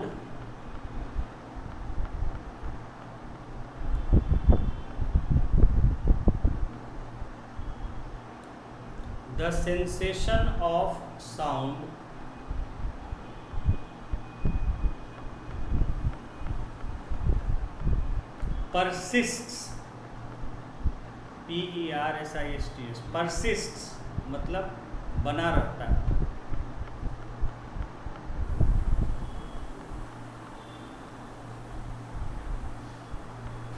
persists in our brain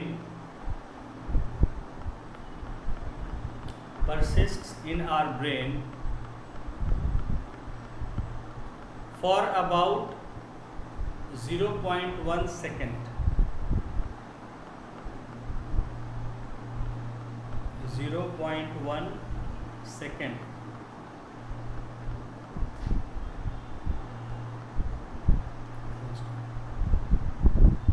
To hear a distinct echo. To hear a distinct echo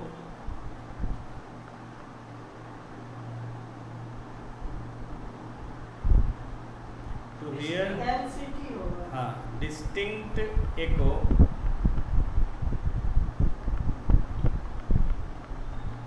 comma the time interval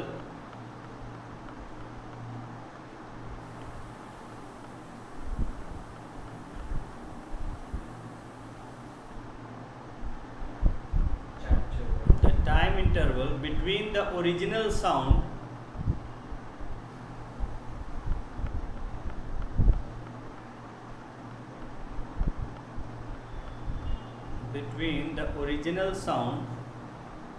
and the reflected one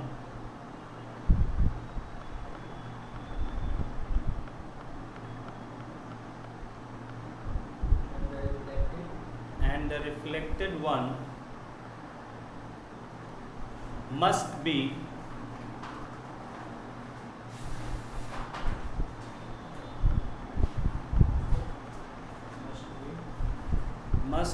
at least 0.1 second.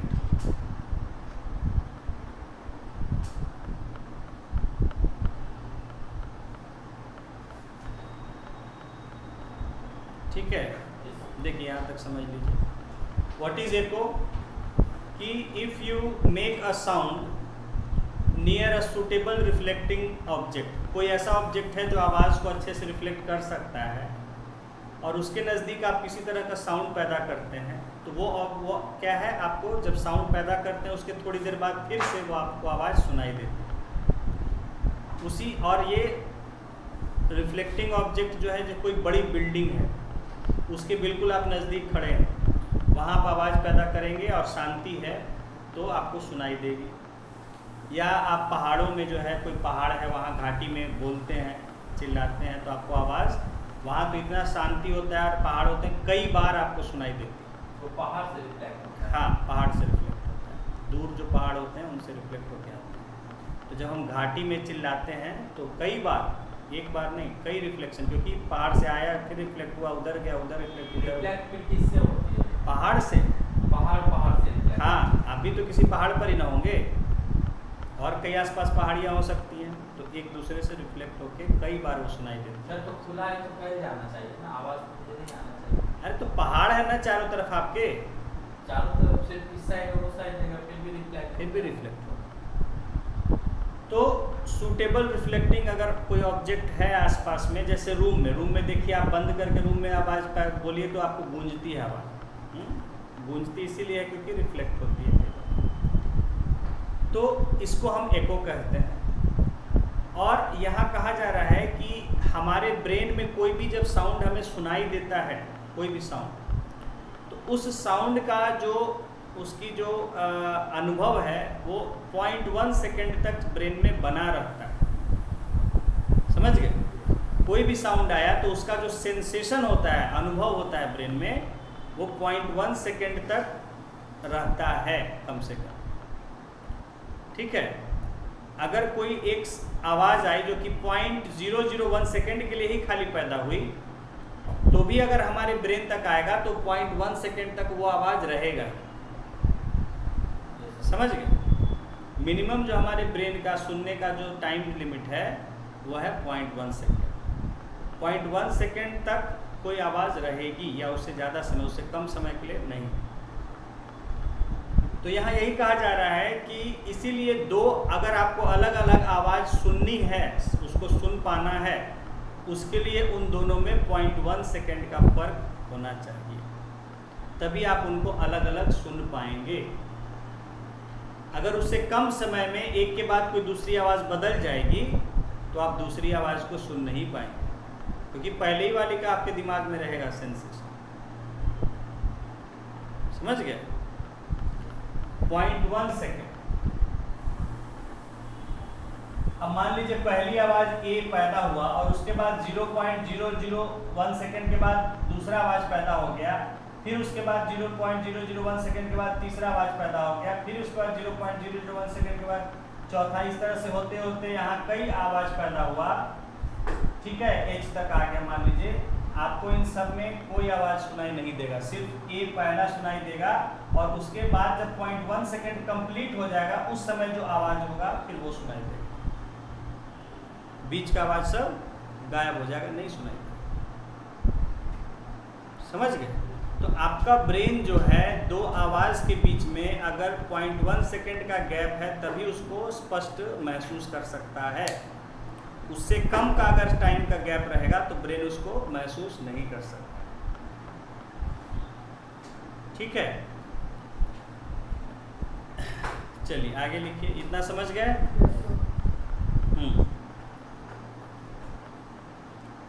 लिखिए. 1 second.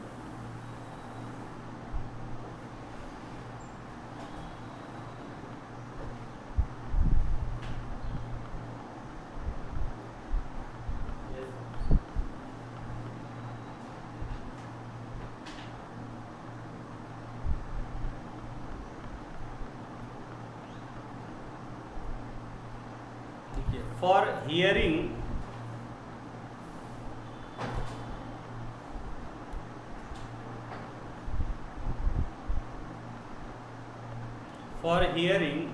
Distinct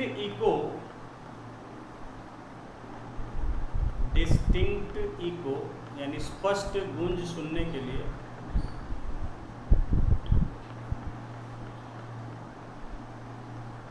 distinct मतलब स्पष्ट।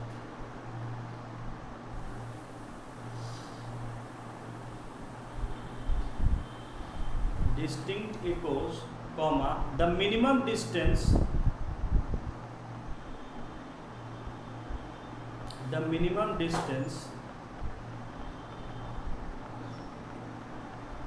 of the obstacle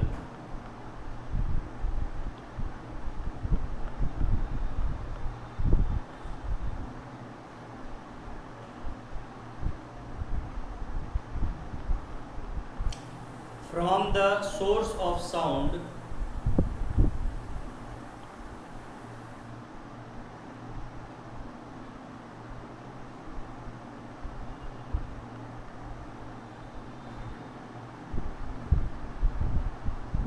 must be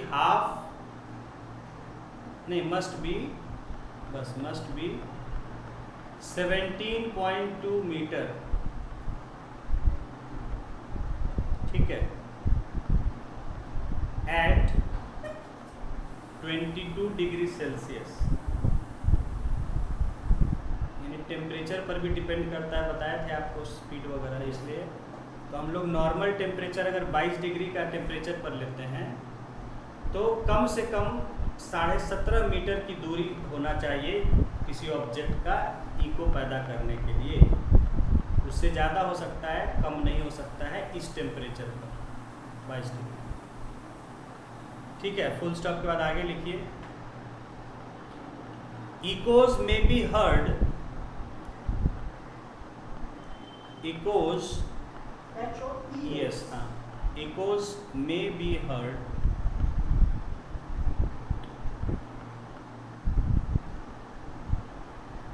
more than once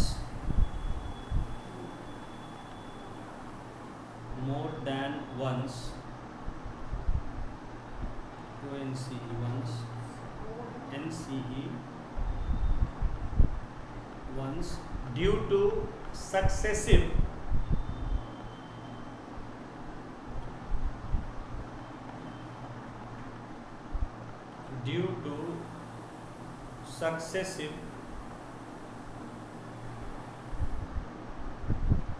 or multiple reflections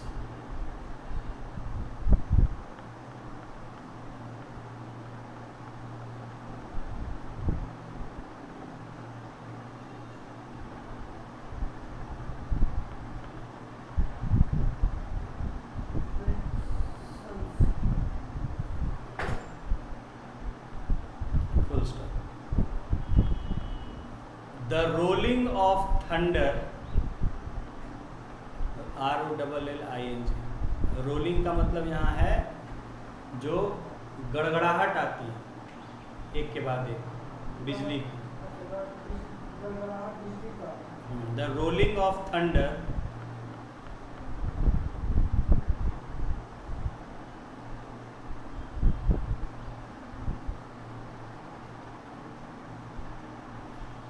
दिखते हैं एक के बाद एक कड़ कड़ कड़ कड़ कड़ कड़ करता रहता है, उसको रोलिंग कहते हैं। तो वैसे होता है एक्चुअली एक ही बात। हाँ, the rolling of thunder is due to successive reflections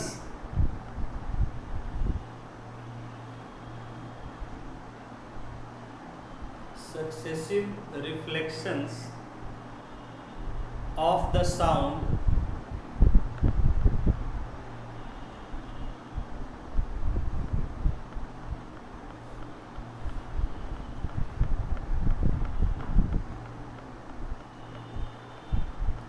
from a number of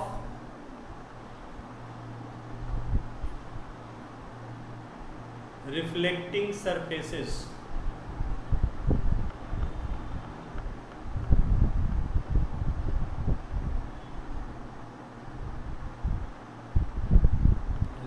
reflecting surfaces such as the clouds से भी रिफ्लेक्ट होता है, बादलों से, clouds and the land तो होता क्या है कि बिजली जब चमकती और आवाज़ पैदा होती है तो वो बादलों से टकरा के गूंजती है और ज़मीन के भी बहुत नज़दीक आ जाती है तो ज़मीन से टकरा के गूंजती है, इसलिए वो गड़गड़ाहट जो हमें सुनाई देती है वो एक्चुअली दोनों के रिफ्लेक्शंस। हाँ, वो रिफ्लेक्शंस होते हैं आवाज़ के। हाँ, क्लाउड एंड द लैंड, ठीक है। तो इस तरह से बिजली की गड़गड़ाहट एक बार आवाज़ पैदा होती है और फिर वो गूंजती है कई बार।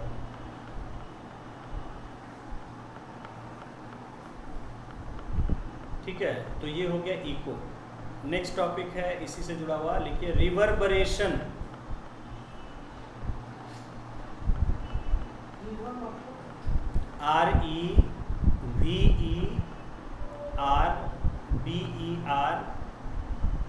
REVERBERATION, reverberation. VER पहले V है फिर B है।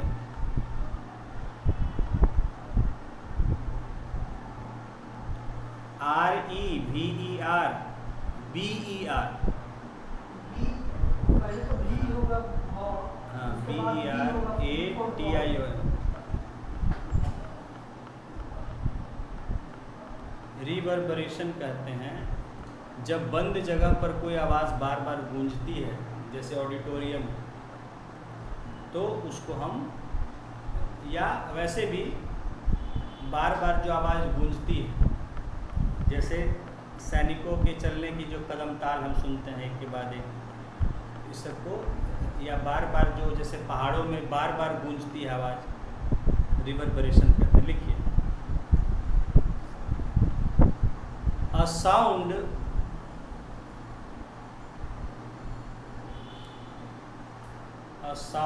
created in a big hall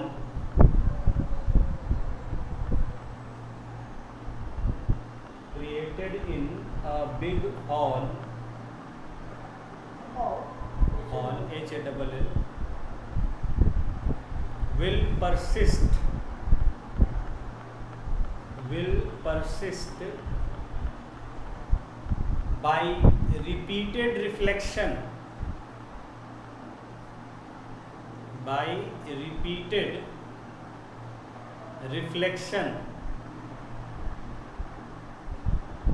जैसे देखिए घंटा बजाते हैं कहीं बड़ा, तो क्या होता है उसमें थोड़ी देर तक उसमें गूंजती रहती है आवाज़ घंटे में या मंदिर में। हाँ, तो उसको वाइब्रेशन है, उसको रिवर्बरेशन कहते हैं। 3-4 बार कंटिन्यू करके मारो तो वही नहीं, एक बार भी अगर आप मारते हैं ना तो आवाज़ उसकी गूंजती रहती है थोड़ी देर तक, 3-4 सेकंड तक। हाँ, उसी को कहते हैं।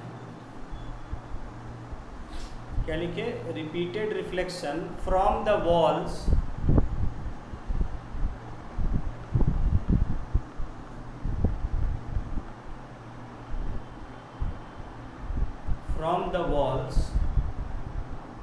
until,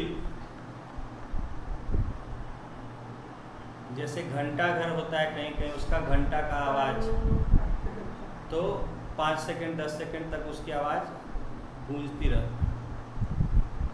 walls until it is reduced to a value,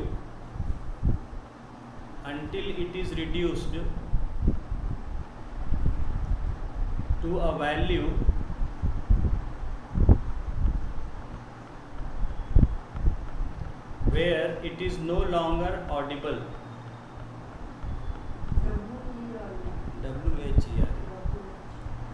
where it is no longer audible, मतलब धीरे धीरे कम होता जाता है जब आपको फिर सुनाई देना बंद हो जाता है।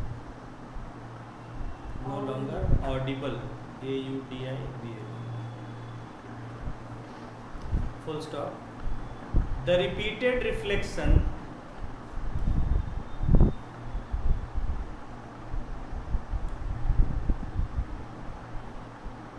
the repeated reflection that results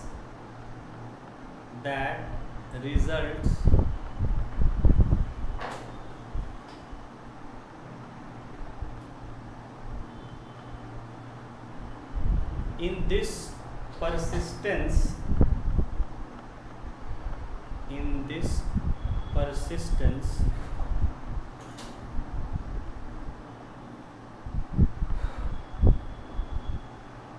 of sound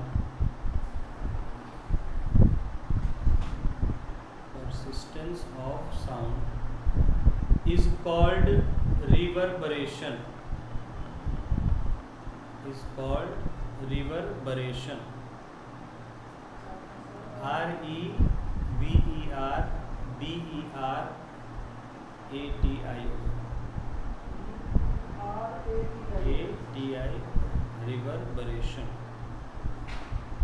Full stop. In an auditorium,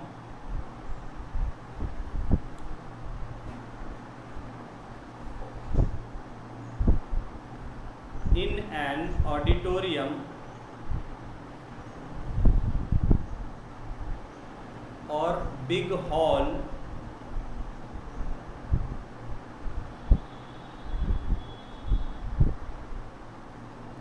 excess reverberation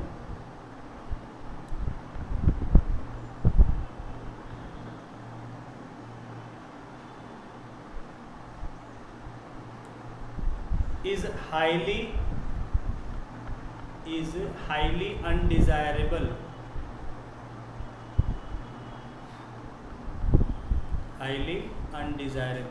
तो आप कहीं जाते हैं सिनेमा हॉल, ऑडिटोरियम, वहाँ बहुत ज़्यादा गूंजते रहे, आवाज़ सुनाई देगा ठीक से? ऑडिटोरियम जहाँ सभागार जहाँ होता है ना, फंक्शन वगैरह होता है, कुछ होता है, स्टेज होता है, बैठने की जगह होती है। सिर्फ मंच को बोलेंगे या फिर नहीं, पूरे हॉल को, पूरा कैंपस के हॉल को, पूरा रूम। एक्चुअली सिनेमा हॉल जो आप जाते हैं वो भी ऑडिटोरियम ही है। ऑडिटोरियम ही की तरह है। ऑडिटोरियम तो सभागार होता है। वही ना है ना, बना है गांधी मैदान के पास, बापू सभागार। अरे इसके मेमोरियल ऑडिटोरियम ही तो है। चलिए, ये सबसे बड़ा एग्जांपल है। हाँ लिखे, क्या लिखे? Highly undesirable. तो क्या है कि बड़े हॉल वगैरह में आप जाते हैं, बैठते हैं, फंक्शन होता है, हाँ, या और इस तरह का जगहों पर जाते हैं, टाउन हॉल होता है, और चीज़ होता है, तो गूंजते रहेगा, आवाज़ तो सुनाई नहीं देगा ठीक से, इसलिए वहाँ हम चाहते हैं कि आवाज़ बस शांति से हम लोग सुनते रहें। तो हाँ लिखिए, तो वहाँ पर गूंज जो है नहीं चाहते हैं कि आवाज़ बोले, अब अगला सुनने की जगह पिछला ही गूंज रहा है आवाज़। Highly undesirable, full stop. To reduce reverberation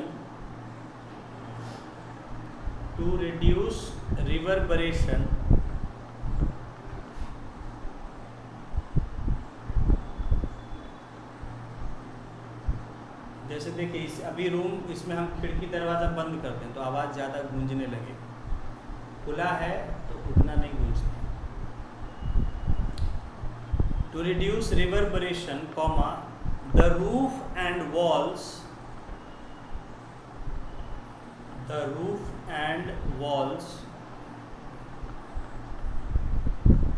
of the auditorium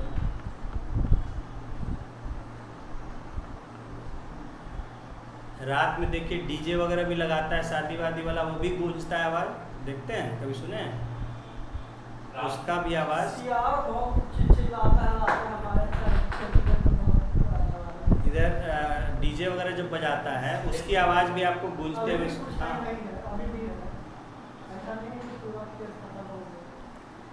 ठीक है, लिखिए। The roof and walls of the auditorium are covered with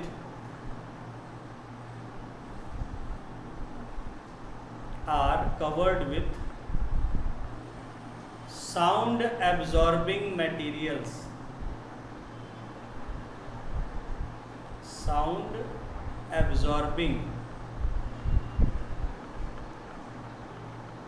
materials. Like compressed fiber board उसी में BOARD बोर्ड जोड़ इसी साथ में एक अलग साथ में fibre board comma rough plaster, रुखड़ा प्लास्टर किया जाता है, प्लास्टर हाँ,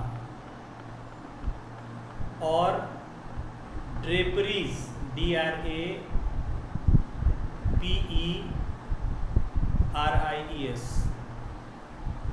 ड्रेपरीज पर्दों को कहते हैं, पर्दे या इस तरह की और चीज़ें, हाँ हाँ, पर्दे और इस तरह की चीज़ें लगाई जाती हैं। हॉल्स वगैरह में कई तरह का चीज़ लगाया जाता है आवाज़ को एब्जॉर्ब करने के। कई चीज़ें होती हैं, खाली पर्दा ही नहीं होता है, हाँ, पर्दा है या उस तरह का जैसे कि कपड़े का बोर्ड वगैरह जैसा बना के जगह जगह लगा दिया जाता है, बहुत सारी चीज़ें होती हैं।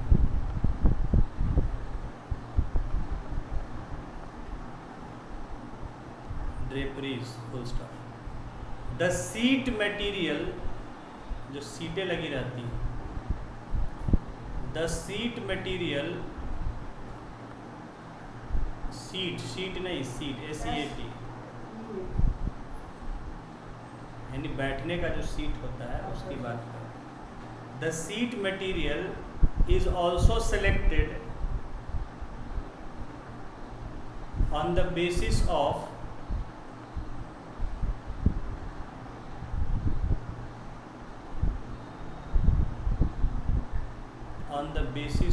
their sound absorbing properties.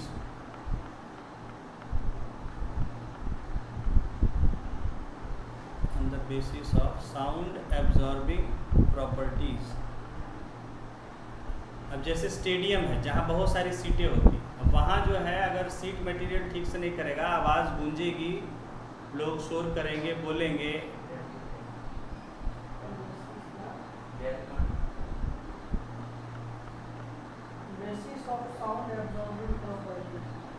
There भी था of their sound absorb,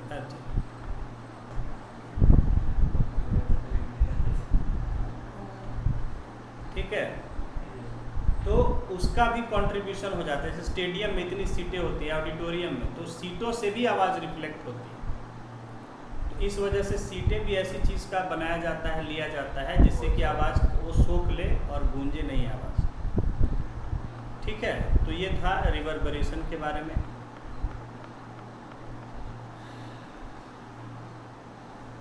next लिखिए टॉपिक, यूज किसका,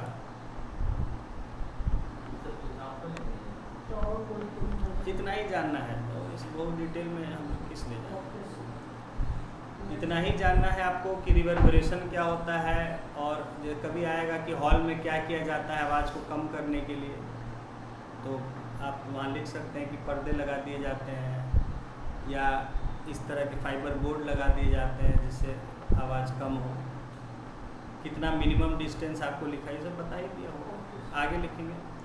यूजेज ऑफ, हाँ, uses of multiple reflection of sound,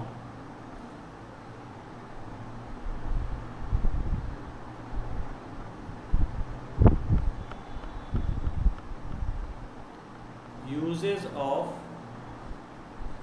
multiple reflection of sound,